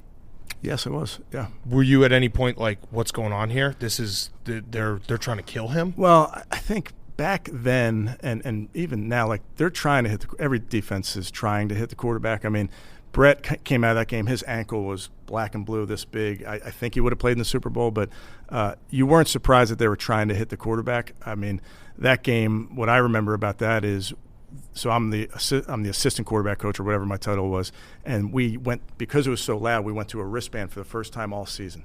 So I'm in charge of putting the wristband together. So I'm on the bus to the stadium reading the call sheet, reading the wristband to just make sure it all matches up, because my biggest fear in my life, obviously, is they call, hey, wristband number 2, and it's a different play. So I was like, that entire game, I'm scared to death. How many times do you think we used that wristband in the game? Zero. So all that stress, that brought the gray out of my beard. Well, yeah, I mean, that was a stressful game. I also have a theory on that game. Adrian Peterson took a picture. I think it was either earlier in that day or the day before, eating French fries on Bourbon Street, and then he fumbled twice. You're saying greasy fingers? Yeah, I do. I really do think that matters. Yeah, man. You can tell me I'm dumb, but those things matter. Yeah, we turned the ball over too many times. I think we fumbled going in once. I think we maybe turned it over 4 times. We were handing the ball to Percy Harvin a bunch. That was the crazy game, and then they changed the overtime rules, if you remember, because we didn't touch the ball. Yeah. They got the ball. They had a big 3rd and 1 conversion that they got, and then they kicked that walk-off field goal. Yeah. So, all right, so other famous Vikings moment. Were you the one who puked when Teddy Bridgewater hurt his knee in practice? No, but I was coaching the tight ends at the time, and on that play, the tight end was coming across the formation, and my biggest fear was that the tight end clipped legs, clip heels with Teddy, and luckily, watching the tape, it was non-contact. That was horrible. And what that resonated with me is like Teddy is one of the most amazing people. Like his teammates don't like him; they love him. Like they adore him. So to see him in pain and to see how like just nasty that injury was, like that took a lot out of the team. Like Coach Zim brought the team right inside. He's like, we can't practice after witnessing that. It'd be impossible. Yeah, the real tragedy was we were actually on a plane to come and interview Teddy and Zim. I don't know if you remember us in the building there. Yeah, we were in the stashed us airport. away. For the next 3 days, we were in like the bowels of your practice facility. they were like, "How about Blair Walsh?" That was literally what happened. No one would look at us. It felt like a funeral around there. It was bad. It was bad. I mean, because Teddy is the man. expectations were high, and again, just the person that Teddy is. That's what made it so hard. You could tell that everyone just loves Teddy. And we also, the most shocking thing on that trip is we walked in and Mike Zimmer's car was parked in front, and he had like, I think it was probably 9 or 10 bags of Red Band. Conservatively, We were just like, the what entire center console was just overflowing with empty bags of Red Band. Camo on the side of the truck. Yes. I'd like to go back a little bit further, if we could, back to your high school days, because you were a very good football player. Was it St. Joseph's? St. Joe's Prep. St. Joe's Prep. Colleague of you guys. Roan. Yeah, And Bob Lang. Bullet Bob Lang. Yeah, yes. And for a while, Joe Judge. Yes. So Joe Judge was on your team, right? We were together freshman year, and then he transferred. Because you beat him out for the starting position. Oh, hell yes. No, that was a crazy time. It's amazing that we played against each other when he was with the Giants. I was with Cleveland. It was amazing that here are two guys that were in the same class together. But Joe transferred. He had some stuff going on with his family, and he had to transfer. Now, Joe's older brother, Jim, and I played together. He was, I think, 2 years older than us, but I know that's the story out there, but I will debunk it this time. I'll officially debunk. I'd like to continue with my theory that you will. Beat him out, and I'm just going to pretend that you didn't say any of that. So along those lines, I had this conversation when I ran into you on vacation. We didn't vacation together, but I did run into you on vacation. You're from Philly. Your family's Eagles fans. Yeah. The NFC Championship game, when the Eagles killed the Vikings. Bringing out all the best ones, thanks. Mm-hmm. Yeah, could you tell like some of your family members could you tell the ride or die people like my cousin, he's definitely rooting for the Eagles find out, today. especially my friends, you find out who's with you and who's against you. That was if you remember that game, I had a good buddy that was at that game that was a Vikings fan, and he was wearing all Vikings gear, which I told him not to. I know that city very well. So sure enough, we go down the field and it's 7-0 after the first drive. And then all hell breaks loose. So I forget what the final score was, but he was in the bathroom in the third quarter. Okay, and he's got his Vikings gear on. He says he can feel all the eyeballs on him, and he turns around. And he says, "Is it still 7-0?" And that broke it up, and they didn't kick his ass. Thank God. But that's pretty good. That's good to have somebody like that around. Yeah, that's a tough city, man. Awareness. I actually, if I were in your position, I would expect my family to root for the Eagles. I really would. Yeah, I think. Do you ever hear blood is thicker than water? Does that mean anything? Yeah. But at the same time, like it's the birds. It's the birds. It's the birds. I will say this. That was a very hard loss, as they all are. I am happy for my uncles, people that growing up that were season ticket owners. Like, if it's not going to be you, I was happy for them that year. That's fair. Mm-hmm. So, are you superstitious at all? Not really. No, I don't think so. Okay, because that would explain for why you didn't sit out the second playoff game after you had COVID against the Steelers. Because I would have sat that out if I were you. Yeah. We gave you credit for that, by the way. Yeah. Have you won a playoff game? Technically, yes. Maybe no. Does that count? If I wasn't there. We gave you credit, and then a bunch of Steelers fans were like, he wasn't even on the sideline. I don't care. Yeah. I know this. That it was the most surreal. Now, it happened the next year, but it wasn't a playoff game. I missed the game. We were playing the Raiders at our place, but I can't describe to you how weird it was. Like, out-of-body type stuff where you're watching your football team play in a playoff game. You're in your basement. You're sick. Your family's upstairs. It was just the strangest time. You actually had a quote after that I love, that you said that it was harder to watch the games than be in the games. 100%. Yeah, and that's I get it. We know. No, I get it. I was pacing up and down. I have the call sheet in front of me, which I don't know why, and I'm trying to figure out what they're calling next. And that's why if you guys were on the sideline and you're calling plays, you have the power over. You can make decisions. So it's the nervous energy is not there when you're in the moment calling plays. I was so nervous going up and down. It was incredible. How did you prepare for that game as a head coach? You're sick. How much can you actually put into place, and how much do you trust your guys to do? Well, I mean, I was available to game plan all week. I ran the meetings, from my basement because I wasn't sick. I mean, I had COVID, but I wasn't ill. But I was running the Zoom meetings, and then I did tell the coaches. Mike Prefer was our acting head coach in that game. I told Alex Van Pelt, who called the plays, I'm like, do not think about me looking over your shoulder. You guys just be fearless. Do what I know you're capable of doing. And they did. And so, it was an incredible season for the Browns. I know that you have aspirations to take the Browns deeper in the playoffs, but that specific season, getting to the playoffs, were you getting stopped at the grocery store and just everywhere thank you so much, Coach? Well, it was all before the season, too. I can't tell you how many times I was reminded that the team hadn't been to the playoffs since, and I was like, I don't care. I wasn't here for any of that. Right. We had to suffer. I didn't live that.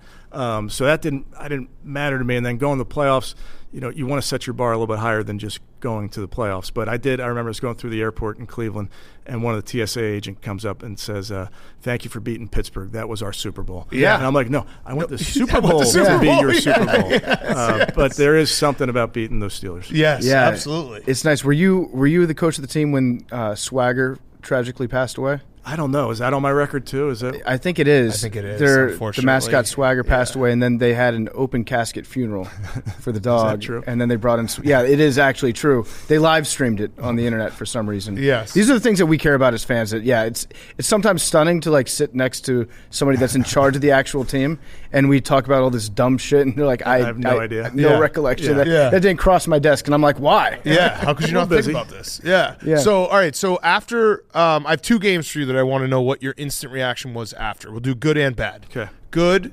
the Case Keenum throw against the Saints, the Minneapolis Miracle. Yeah. How long until you're like, wait, that actually just happened? So I'm up in the coach's booth. Pat Shurmur is the offensive coordinator. I'm the quarterback coach. I'm up there. And my immediate reaction was like, did he step out of bounds? Because you're not watching the TV copy, you're watching the field, and I got people jumping on me, headlocking me, jumping around, and the whole time, did he step out? Did he step out? And then obviously you see that everybody's celebrating. That was totally surreal. Yeah. And you don't expect when you're all the way back there where we were. You're kind of like, all right, let's just get in range to throw a Hail Mary. Like, okay, if we complete this one to Diggsy, we'll get out of bounds. We'll launch one into the end zone. And then sure enough, unfortunately, the kid made a tough play in the boundary, and Diggsy went right down the sideline. Yeah, Yeah. that was insane. And then the bad, the Jets game this year. Ooh. After that What was the game, percentage? Yeah, are What you was our like, win I think it was percentage? 99.9. I Yeah. think it was actually, they went final on the scoreboard. I wish it did. So we are you just, if I were in your shoes, I'd just be sitting in the locker room, knowing I have to speak to the team and just being like, wait, what just happened? That was a stomach punch, and yeah, same thing. I remember getting back to my office, and before I talked to the team, what hurts the most about those moments is it's hard to win in the NFL. It's hard, and when you have it, and you can feel like you can just touch it, and then you're like, I know that's going to come back at the end of the season. That was week 2, I think. Yeah. And you're like, man, I know at the end of the year we're going to want that one back. But you got to go talk to the team. And I think for me, I'm so aware of the team is looking at me, how I respond. Now, what I'm proud of the team is we came back on Thursday night and won against Pittsburgh. Yep. So they did rebound, but those things, they stay with, that will never leave me. Yeah. There were about 10 things that happened after Nick Chubb scored and a few things before Nick Chubb scored that will never leave me. It shows how mature and obviously being like a head coach is about being in those moments, everyone looking at you, because I think if I were in your shoes, I would have just walked out, found the guy who didn't recover the onside, grab him and be like, why? And then just start crying and go into a puddle. Yeah, there was a part of me that wanted to do that. Yeah. But I know even how you walk in the building on Monday after a loss or a win. Yeah. Everybody, as a football coach, you get so many opportunities to stand in front of your team.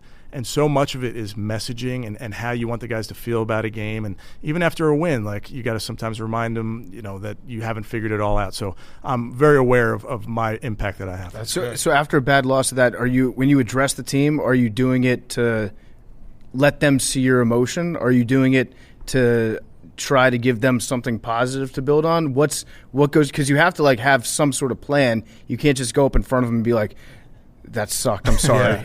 Although I might try that. Yeah. That's what I would do. Yeah, I mean, honestly, everything I do, at least, I'm try to be authentic about it. And I've been around different coaches or whatever that maybe act it's not real, or and this is over the course of time, where you just want to be yourself, because I think players see right through that. So when stuff hurts, like, you got to let them see that it hurts, and when you're excited, you let them see that. Now, in the moment in games, I try to be very even keel, just because I feel like you're making decisions every 30 seconds, and if I start to lose my mind, I don't feel like I can make those decisions for the team. So I try to keep my emotions under wraps. Is there an art to pressuring the officials to get in their ear early about certain things? Do you know which guys you can push, which ones you can pull on?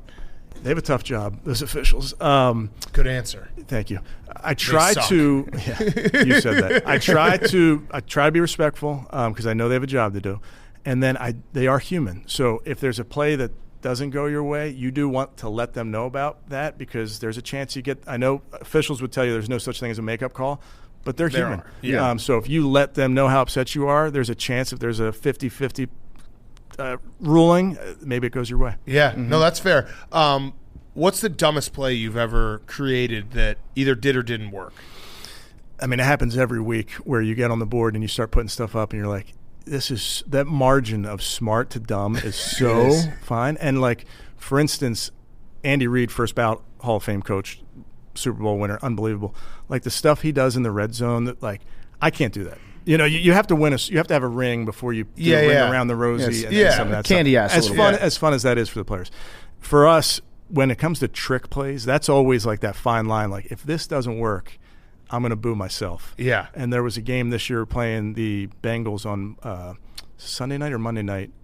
Maybe it was Sunday night. I think Monday the one night. you won? It was Halloween. Yeah, Monday night. It was Monday night, Halloween, and we had a pass that Amari Cooper threw.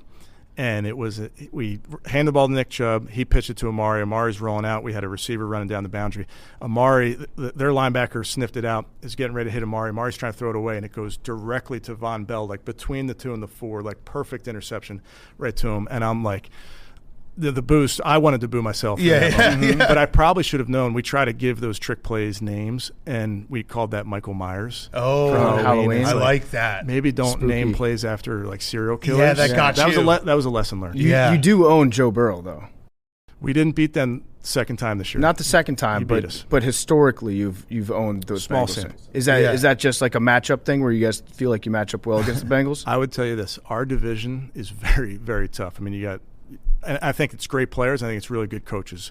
Whether it's Cincinnati, going to the AFC Championship game back-to-back years, what Mike T does in Pittsburgh, Coach Harbs in Baltimore. I like that. That's Mike T, Coach Harbs. That's a tough division. So there's no easy game in our division. I think whoever comes out of the division, whether it's 1 or 2, sometimes 3, you're going to get a good team because you're battle tested. Yeah. Speaking of the trick plays, I'm going to let you in on a little secret. I haven't shared this with any other NFL head coaches, but I'm pretty sure you're going to tell them this. Yeah, no, we've talked about it. All right. No, I've never heard it either. So I think I know what the future of offensive football is going to be. Okay. The future wrinkle. It's going to be designed downfield laterals. You see the Chiefs do it occasionally. Yeah. But when it's executed right, when it's taught correctly, it can turn a 7-yard gain into a 40-yard gain very, very easily. Obviously, there's fumble issues that could. You have to make. Hey, there's risk and reward. There's a risk, but if you watch how, like, for instance, the Fijian national rugby team plays, they're so good at getting tackled, positioning their arms around the tackler, knowing where their guy is, offloading to that guy, and it's an explosive play. And I feel like the next head coach that understands how to incorporate that into football is going to just revolutionize the NFL. Okay. Challenge accepted. Yeah. Okay. So the hook and lateral has been in the game for a long time. What you're saying is like Kelsey in the playoffs, the deeper, the ability to get the defense to converge and pitch it. Yeah, you draw in the defenders, so you bring in 3 guys that are trying to tackle you. Yeah. There's a guy on his hip. They're not keying on that guy at all. If you're able to pitch it to him real quick, Okay, here's if my you question. coach it when and you practice pitch it to the next ball carrier, is he allowed to pitch it? Yeah. All right, so That's what it's the Patriots it's a did lot. against the Raiders. Yeah, it worked out really well. So don't do that. That's not what I'm talking. Actually, the first offload on that play was good. Yeah, it was. Then don't throw it all the way across the field afterwards. I'll tell you, option football, I mean, we've seen in the Super Bowl, Kansas City has run the option overtime with what Philly did with Jalen Hurts with the quarterback run game. I do think there's probably a place in the game for the next evolution. Maybe this is it. Yeah, just think about it. Yeah, think Just about it. I've thought about it. It's in. Yeah. Okay, nice, Okay, nice. nice. Cool. I got another one for you. Ready for this? I'm ready. 4th down, fake punt. I'm sure you have a fake punt in your plan. You get the first down, you fake punt again. Ooh. They don't expect you to get back Do they into put a their punt defense on the formation. field, or do they don't know put their what to punt do. team? Interesting. They think you're They're like, insane. what? Yeah, they're like, wait, what's going on? This just happened. Are they punting again? You probably get them to burn a timeout. Yeah, right. At least, at bare minimum, you keep everyone same package on the field. Fake punt, boom, line it back up. Fake punt again. Or you do the punt on third down, which Yep. Buddy Ryan's famous for. In Yep. Smart. Yep. These Also- are all Okay, really good ideas. I'm taking mental notes. All right, it's 4th and 1. Here's another good one. We're close to getting a ring if the Browns win the Super Bowl. You guys are. If we win, when we win the Super Bowl, you guys Yes. are getting rings. Oh my, yeah, you just said that. Thank you. Sean McVay made this promise to us, and he didn't. He welched on it. So Your beard's I'm way good better. on my okay, promises. all right, good. All right, 4th down, 4th and 1. Your quarterback's under center. It looks like he's just going to run the clock out. He's trying to get them to jump, right? Okay. So he does all the hard count, all that stuff. Then he comes up from under center, and he's like, it's not going to work. Then he goes right back under center, and you snap it to him. Interesting. The fake snap. I like that. And you've also seen where you've seen in the shotgun, you'll see some teams put the quarterback Mahomes will kind of look to the sideline, go palms up, and they'll sneak somebody in. Is it a cousin of that play? It's similar to that, like feigning confusion, acting like you don't know what you're doing. Shanahan actually did something similar with Manziel. Correct. When he was on the Browns, where he was like screaming at Manziel, walks over to the sideline, they pretend to get into an argument, then he runs downfield, catches and it a actually pass. got flagged, but it worked perfectly. These trick plays, I'm telling you, we call it shit house or castle. Yeah. There's no in between. Yeah. I mean, this is what, the one thing I loved about Bill Cowers, every time he got across the 50, he would just do a trick play on your ass. He'd just be like, boom, call here it is. It's the logo. So when you get around the logo, then the defense is aware of that too. So they're trying to protect those shots. Yeah. I like it. Serious question about growing up. Your dad was the senior vice president for the Nets for a while. So were you like around that team with Jason Kidd, all those guys? So that was Kittles? I was in late high school or college when he was doing that. But I drove up the turnpike. I went to a bunch of those games. Jay Kidd, Kerry Kittles, Kenyon Martin. Keith Van Horn? Keith Van Horn was on that team. They went to the finals 2 years in a row. They went, I think it was L.A. and the Spurs, tough teams that you run into. But I went to many. Sounds like you're making an excuse for your dad. I am. Okay. Yeah. But Jason Kidd remains one of my favorite players. I mean, talk about like changing a franchise. When he showed up at the Nets back then, that just changed everything about their franchise. So how does that? I mean, like it's very interesting to see your dad was a high level NBA guy and you're an NFL guy, head coach. Is he a big football fan and you're a big basketball fan, or was it? Yeah, I mean, he grew up. He was a basketball player. He played in college, so he was good at that. I was not very good at basketball. I mean, I played it growing up, but he kind of did his thing. I'm doing my thing. I think it's helpful for me to have somebody that has been in the sports business that understands like wins and losses and gets that part. But it's not like I got into football because he was in basketball. Right. It's just fascinating. You don't see, I mean, two very successful in different professions. He also thinks he could be a NFL scout. Like he tells me all the time about players and watch out for this guy. I'm like, what do you know about football? Does that get annoying to you, having not necessarily your dad, but just people coming up to you and telling you, hey, here's how you should manage your team? You know what it's called? Free advice. Yeah. I got a lot of free advice. Which some of it's good. I think I gave you some free advice last year at the Combine. I think I told you to trade for Kirk Cousins. Yeah. Hand up. That was on me. My mistake. We've had a long history with Kirk Cousins. He's a very nice guy. I love Kirk. Got to coach Kirk for a few years. Won some football games with him. He's a good player. Yeah. What about his grilling technique? Yeah, I can't speak to that. Yeah. I can speak to his quarterback technique, but I'll let him speak for himself on the grilling technique. Yeah, we're probably too hard on Kirk because he's better than. I mean, everyone always like the Bears. He would be the best quarterback in Bears history. That's a fact. Do you want him back? Honestly, yes. Like that's why I hate him so much, because if you look at the stats and what he's done and what he did in DC compared to everything else that we've had since then, Kirk Cousins. That's my Super Bowl was having Kirk Cousins go 500 over the course of like a 3-year span for me. Yeah, I was coordinator for Kirk for really a year and change. And I became a head coach out of it. There's so many guys. Sean McVay was with Kirk, so Kirk's been with some really good coaches. So I have to tell you, I'm indebted to him. Yeah. All right. So I want to get a headline that all the Cleveland radio stations can run with Deshaun this year, and your running attack. Are you going to let it fly, or are you going to run the ball? Can we do both? No, you got to pick one or the other. Yeah, I think offensive football, we want to do both. We want some cop out. You got to either let it fly or run the ball. Minus grade. I'll let it fly and then run the ball. Okay. Does that work? Oh. In one game and then flip it the next That's game? a little interesting. You're not going to establish the run first. That's a fallacy. You don't have to establish a run to throw it. Okay. Well, what about this? How about if you let that thing fly and then you run the damn ball? How about if I put that on the call sheet? Okay, I like that. I like both those things. What's your that. prediction? Everyone's giving us a prediction this year. Your prediction for the Browns? Everyone. Literally everyone. Can we go undefeated? Is that Yeah. your prediction? Yes, that's what you should aim I to. mean, you try to win every game. So Yeah. Wait, All right, so- why is it a fallacy to run to not I think establish a run? play action's been proven that you don't need to have a good run attack or be running the ball to get the linebackers to I sack. disagree. You've been Things reading. that you can't break these from like our fandom and our brains. Like you have to establish the run. You've been reading the Nerd website. Yeah. Yeah, there's a lot of good data behind it. I mean, for us, honestly, going back to just our players, like we're fortunate to have Nick. We got David Njoku, who I think is as good a tight end as there is in the league. So to be able to be balanced, I think, is ultimately the best thing you can be in when it comes to offensive football. Okay, so what's more important? If you could pick one, you have to pick one. Protect the quarterback or heat up the quarterback?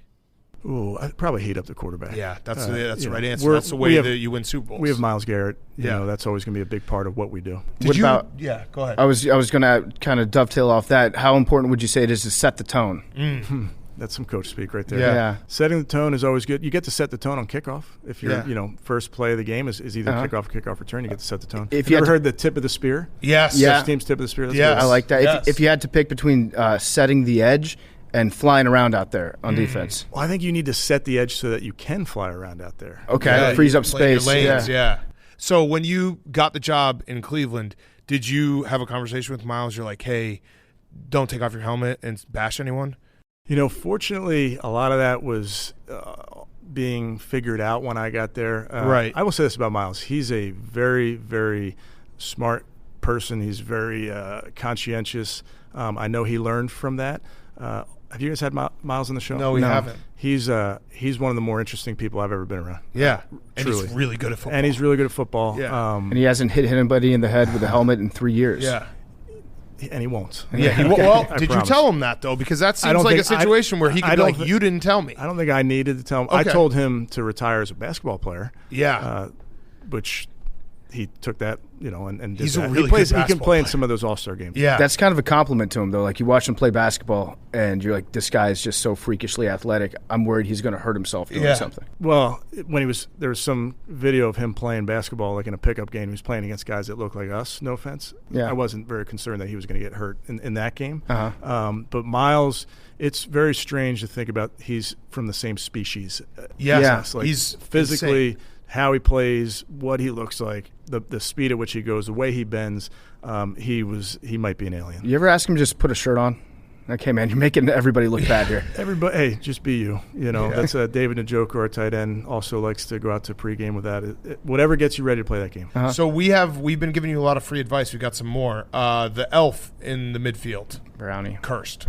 No good. Nope, we snuffed that out Game right one. away. Game one. We were like, that's a bad sign. You lost with Brownie game 1. I don't think you bring him back. Yep. Okay. Yeah. What I got it.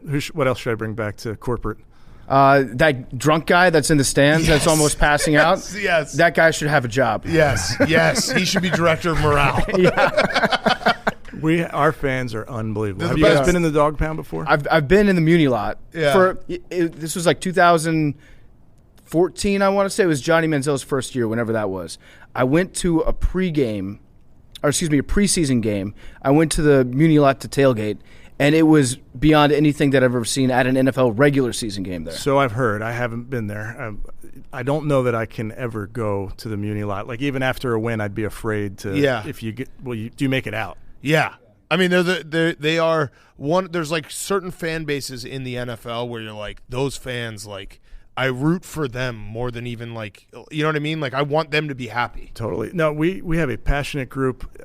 Northeast Ohio, Cleveland, it's a small town. And, some of these towns that deserve a winner, like you want that so badly for them. And going back to the Eagles, my dad he was down in Florida, was wearing a Browns hat, and he was talking, a bunch of people were coming up, and he's like, these Browns fans are the Eagles fans before we won the Super Bowl. Yeah. He's like, that is us. Yeah. So Yeah. that's and you're your gonna bring mission. it. They will build a statue of you if you win Yeah. the Super Bowl.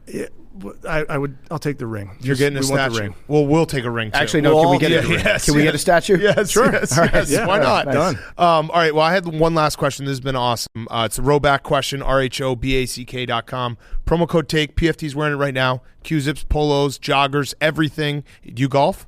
I do. All right. Not Roback. well, but Yeah, but Roback's the best.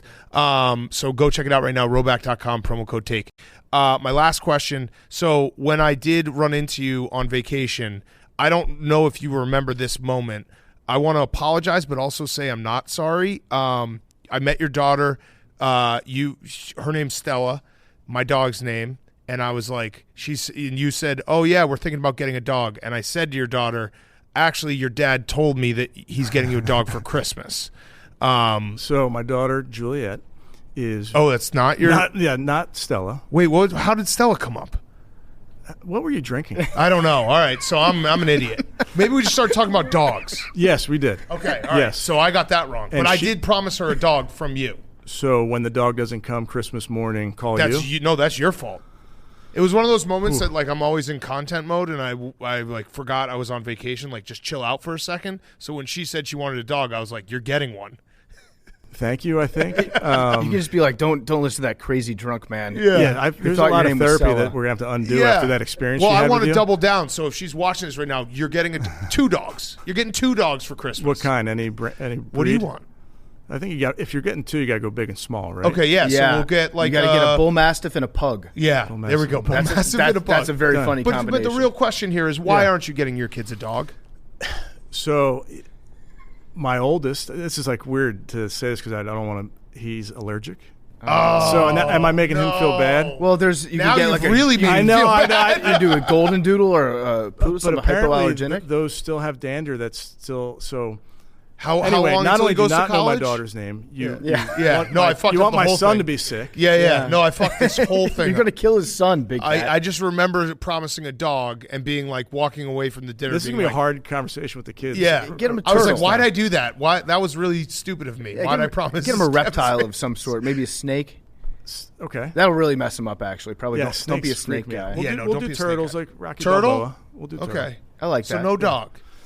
Do you want my son to be sick? I mean, I mean, they have do you have no pills heart? for that. Yeah, You they no have heart? they have allergy pills. My God. But your daughter, she wants a dog. She does. She usually, when she asks, she usually gets what she wants. Okay, so let's get her. So we're getting you a dog. Maybe a dog. Yes, this is awesome. Sorry, son. Yes. it's Sorry, a son. dog. He'll. Well, maybe can we wait? What- for a Yeah, few when he years till goes to gets college. Yeah.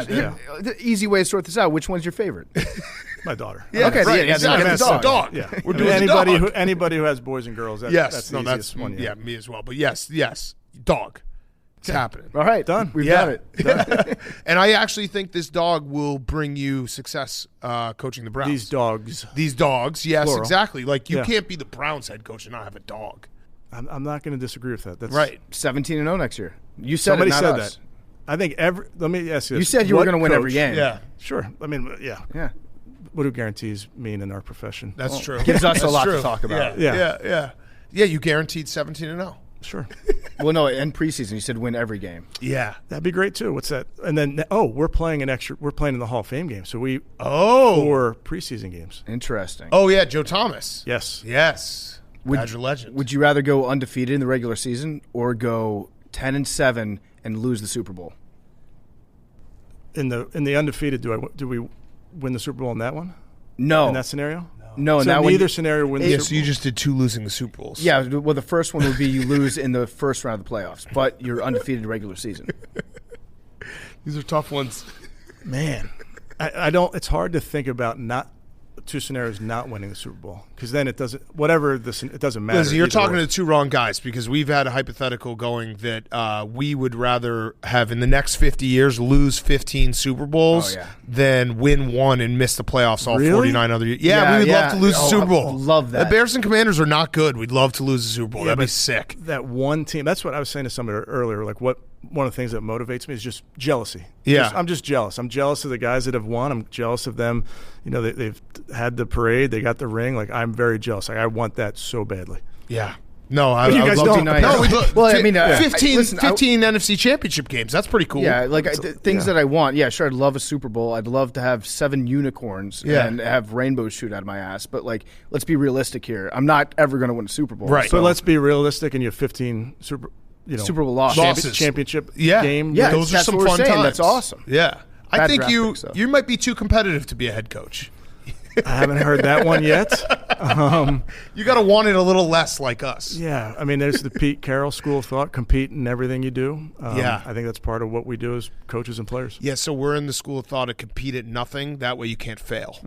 Yeah, or It's very smart. only compete in stuff that you know ahead of time you're going to win. Right. Is the NFL rigged? I've heard that. I haven't read the script for this season. Yeah. I'm excited to read it though. All right. Well, Kevin, thank you so much. Sorry about getting a dog, 2 dogs for your family. Yeah. But you're going to have to do it. And thinking that your daughter's name was Stella, yeah. I don't know. Hey, which is we an were awesome drinking name. at dinner, so that was Awesome my name. mistake. Yeah. Yeah. Yeah, but that's my fault. So, yeah. 2 dogs, 17-0. Thank you so much. Speak it into existence. Yes. Yep. Yes. Good luck Appreciate this it. season. Yes. Next time we sit down, it'll be only Deshaun questions. I'm ready. Thanks, man. Thanks, guys. Browns head coach Kevin Stefanski was brought to you by our great friends over at Top Golf. I love Top Golf. If you're listening to this, you've probably played a Top Golf or you've seen one. Top Golf is the best. I'm working on my golf game right now. There's no better place to go than Top Golf. They got the targets out there. They've got delicious food. You know what's great? Going to Top Golf at night. Your balls seem to fly way further at night. It's like kicking a field goal. It's awesome. Just driving a golf ball into oblivion off the top deck at Top Golf. No better feeling in the entire world. And if you don't golf, it doesn't matter. Everyone can play at Top Golf, even if no one can golf. That's very true. You go out there, it's gamified, you aim at the targets, you have a great time, drink a couple ice-cold Coors Lights while you're out at Top Golf hitting some balls. Get better at your game, too. You can practice at Top Golf. It's the only place that you can play around and then order another, or hit a slice and then grab a slice. It's all the fun of outside, but with the comforts of inside. Comfy, they've got heated bays in the winter and cooled bays in the summer. It's golf. It's not golf. It's Top Golf. Download the app, book a bay, and come play around. Okay, let's wrap up. We got guys on chicks. Henry, get us going. Next Wednesday, we'll do March Madness etiquette FAQs. Gambling FAQs. That'll be fun. Get us ready for the... Also, schedule your vasectomies for the first weekend of March Oh, Madness. buddy, if you haven't... I get one every year. It's late. It's Actually, way late. This year I'm getting unvasectomied, but every year, all guys know, time to get that shit snipped. They announced the broadcast teams, by the way. PFT, your guy, one and done on the desk. Rex Chapman. Oh, damn. What a shame. My guy. Yeah. You're What trying a to put shame. lib of the year on me now, Jay. shame. I I just guess thought- he's my guy. yeah, it was very funny seeing him on the desk last year because he was not fitting in No. at all. No. Okay, Hank. Hi, boys. I recently hooked up with a guy who's smoking hot. This is a dude. It was casual, and we haven't really spoken since, which I'm cool with. But I'm invited to a friend's birthday party where my ex will be, and I want him to make him jealous. Should I text this new hot guy and invite him to come, or will he think I'm obsessed with him and clingy? What do you guys think? Fake. Hi, hey boys. When my boyfriend showers, he doesn't wash his entire body, just his hair, junk, and chest. When I asked him about it, he said that the runoff took care of everything else. Yeah. Is this common practice for guys, or is he a Genius. weirdo? If he doesn't do his armpits, then that's a concern. That's true. I would add Armpits don't work. What do you mean? What? Whoa, Wait, what? what? Let's unpack that. You don't wash your armpits, Hank? That's the only one that was missing. If you have BO and you use soap from the shower, Yeah. it does not work. What are you talking about? You wash your armpits and then you put deodorant on afterwards. Right. If you don't put on deodorants after, you still smell like shit. Correct, but Right, you 'cause but, you start sweating. But you get all No. the stinky sweat off your armpits when you wash them. And please tell me you wash your armpits in the shower. don't work. Of course I wash my armpits in the Whether shower. it's not real, armpits don't work. The Henry Lockwood method. What do you use under your armpits? Deodorant. But I'm saying in No, theory. but soup. When you do soup, hotel soup, Yeah. that doesn't get it done in your armpits. Not if you don't use deodorant. You'll smell good for an hour or two if Like, you don't all right, use all right, deodorant. all right. But yeah, you do need. Let you me need- talk this out. Let Hank, me expand. all right. Let me expand. Go Let me off, expand. go You need both. Let me expand. It's actually, No, you know what? false. Yeah, go No. off, go off. And we actually do have to do PFT's gift to you as well, so yeah. that might just be guys on chicks. Hear me out. You have hair, right? Yes, We all have Fact. hair. we're following. for the time being. If your hair smells, let's call it normal. Okay. Baseline, no smell. No smelliness. It's not clean. It's not dirty. You put in shampoo. Afterwards, It smells nice. your hair smells nice like that shampoo. When you wash your hair, Okay. it smells nice. okay, When you wash your armpit hair, right? Uh-huh. the smell does not stick. Well, it doesn't do anything. Because you sweat. Are you using Wood Barstool branded? Wait, no, but body it's wash? because you sweat. No, I'm saying take a shower. After you smell your armpits, it doesn't stick. No, take a shower, dry off, Hey, smell your armpits 5 If minutes I later. may, if I may, It's not smelling the way your hair smells with shampoo. if I may, when you wash your armpits, you're not shampooing your armpit hair. The stink comes from your sweat glands that are in your Sweat. armpit. You are shampooing your armpit hair. But you don't have sweat glands in your Yeah, head. you sweat from your armpit, and so that's why But when you say wash you're it not with- shampooing your armpit's hair, yes, you are. He But might that- be you right. shampoo I actually- your armpit hair? But that's not Hank- where the stink's Hank coming might, from. Hank might be right. The stink is coming from the sweat but glands. when you Remove stink smell- from the conversation. This is not about stink. This is about if you, again, But I think use you're- shampoo in your hair, and you will be able to smell the shampoo in your hair later in the day. Is that because maybe there's more of it? Use shampoo in your armpits, you will not be able to smell that. Because Because one, it's there's more open hair on air. your head, and two, because your sweat glands in your armpits make it stink. The stink is breaking your brain. Remove stink from the conversation. You're talking about There was smell. no stink, PFT. Forget about the stink. I'm saying you need deodorant to make your armpits smell good. You don't need deodorant to make your hair smell good. You just need the soap. Why can't you use that same soap and it makes your armpit hair smell good? Because you sweat through your armpits. There's a Remove the gland. sweat from the conversation. You're you can't have this conversation. You're asking me why it's 10 different on minutes your after head you than shower. your armpit. You shower, you shampoo your armpits, you get out, you dry off, no sweat involved, Okay. you don't break a sweat. You go back in the bathroom 10 minutes later, smell your armpits, smells like nothing. You know what's happening right now, Big Cat? I'm JJ Redick and he's Kendrick Yeah, Perkins. well, I was going to say I'm trying to explain it to you, but I'm realizing that you are sounding more you're- right than I am. I was Yes. going to say the biggest winner of this entire debate is Billy, because now the dumbest thing that we talked about on the show is not his presentation. Congrats, Billy. What's I'm dumb? actually now getting into a 4.0 balls. Hell yeah. Hank, It's an 80. there's less armpit hair, and so when you shampoo your armpit hair, there's not as much hair for it to retain the Hank. good smell of the shampoo. Hank, when Then why can it retain deodorant? Because the deodorant sticks to your pores and clogs up your pores. I personally don't have the answers for you, Hank, so I'm going to say you're No, right. This is No, actually PFT's got this all will the prove answers. it. Hank, girls who shave their armpits still can get BO. Remove the stink from the conversation. there was I no don't know how to remove the stink from a conversation not with about shampoo! Wait, Not with shampoo! I don't know how to remove the stink from a conversation about why things smell bad. I never Help said me smell understand bad. that. Help me. It just help doesn't me, smell Hank. good. Doesn't smell Forget good. there was stink. So scent. You're talking about scent. No, you- No, that's, no, that's no. adjacent to stink. You're talking about the positive version of stink.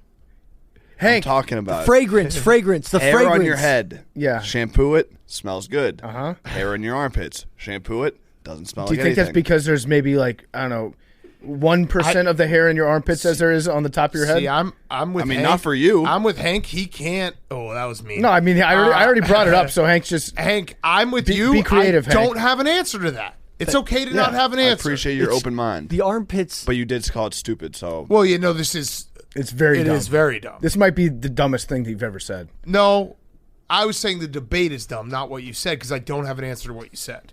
Are straws a hole? That was a pretty dumb one. Okay. 2 holes. Hey, do you want to do another guys and chicks, or should we just do the present? Let's do the present. Yeah, all right. Yeah. We're gonna Last we're gonna chance. cancel. I'll Hey, give you- hey, Billy, what you saw right there, main difference between Hank and you, Hank put down the shovel. Yeah. Well, yeah, I mean, I'm I right, dig but to it's China. like. I'm not That's saying that's you're work right. ethic. I'm not saying you're wrong. I don't know. I You have me understand confused. that It's the chapstick thing, which people like. It's like the same thing. Like they design these products so that you have to buy other products. Yeah, that's a fact. There should theoretically be a soap that you can use that is also deodorant. It doesn't You don't make use sense. 5-in-1? Like, I've been in places where I forget my deodorant, and I'm like, I'll use shampoo soup, and it'll make my armpit smell good, and it doesn't work. Yeah, because you sweat. But remove the stink. I got it. Mm-hmm. Okay. PFT, what did you get, Hank? No, but like, sorry, whatever. I got Hank a bunch of right guard. You need something to open. Did you open it already? $200 without seeing it. So will you take the deal? So this Yeah, Billy wants to buy this. Let's set the table here. I lost a bowling match against Hank. Yep. By a considerable amount. Considerable. And then I tried to double down on it because the bet was that I would buy Hank $100 worth of Southwestern merchandise in Arizona. I lost the second game, doubled down, so that now that we're up to $200 worth. Oh shit! Spilled water all over everything. I My got report. Do we have something to? Oh, there's dip in it. Give us a towel. It's not dip. There is it's in it. That was. BFT's not messy, just so we know. I'm not. It So just happens all the time on his side. it's a giant box. This is the first time I've spilled anything in here. So it's actually $400 worth of Southwest merchandise. I'd like you to open it. You also get $200 that you can take from Billy right now. Only if I get it. Yeah. You can either get what's in the box or $200. Okay, Hank's coming over to open it. Ooh, careful. I think you need a screwdriver here. Yeah, it came in a shady wooden box. So we're gonna have to break the box. What's in the box? It's fragile. Yeah, it's you, marked you, fragile. you see the screws? That's he's untaping it. Be sure to watch this on YouTube. Yeah, Actually, Billy, can you run into the control room and get their hammer? yeah. They have a hammer in there. Where's the axe? Oh yeah, where's the axe? Axe it open, Billy. I took it away from Billy. This is your big moment, I Billy. didn't think he was prepared to handle an axe. That's not gonna work.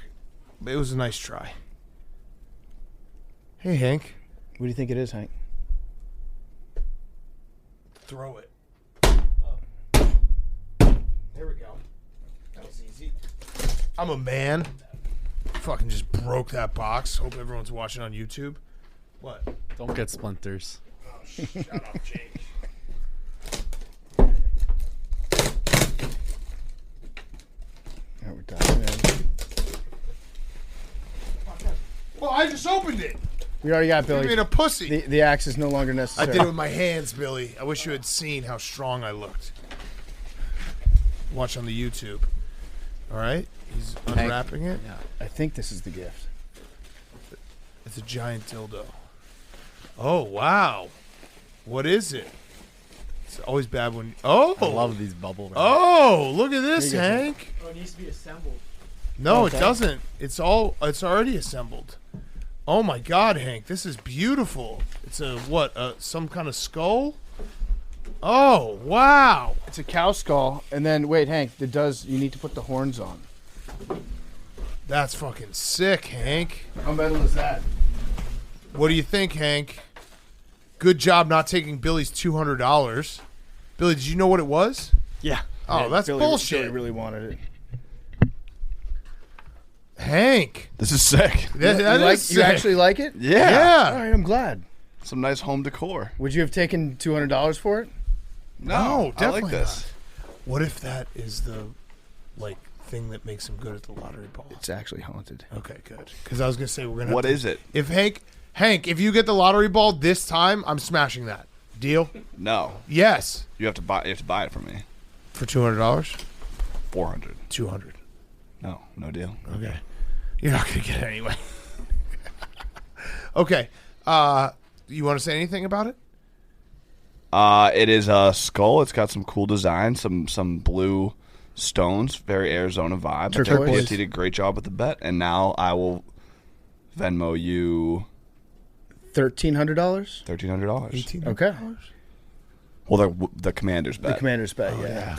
Yeah. That's gonna happen. That's gonna hit. That's just future. That's money in the bank. I might take a loan out. That's a on great investment. Okay. Great show, everyone. We did everything in this show. I feel like it took many twists and turns. all over Very the place. fun No. show. Hank, have you ever gotten the lottery ball? No. Okay. Numbers? 69. 17. Oh, you're back on 17. What'd you guess? Are you deaf? What'd you guess last week on Monday? I forget. What do you guess? I don't know. I don't record guesses. Anyone remember? Damn. I'm gonna go. Come with- on, tell me what you guessed. I'm gonna listen back. 15. truly I think it was forget. 15. Was it 15 Was that last show? for Anthony Richardson? Oh, Was it? Yeah. He's plus 350, by the way. All right, I'll go 15. I'm gonna go 20. 77. I'll never forgive you, PFT, if he gets it on this one. 85. Damn. Not even. The more things change, the more they stay the same, right? I'm trying Hank? to name this thing. Breaking Never gonna get it. breaking news. Name it. Never Oh, gonna get yeah. it. Love you guys. Platypuses have a poisonous spike in their back leg. Hell yeah. Talking away, though I don't know what I'm to say, I'll say it anyway. Today is another day to find you shining away. Oh, I'll be coming for your love, okay. Needless to say, I won't say it, but I'll be stumbling away. Slowly learning that life is okay. Say out to me, it's no better to be safe than sorry. Say out to me, it's no better to be safe than sorry.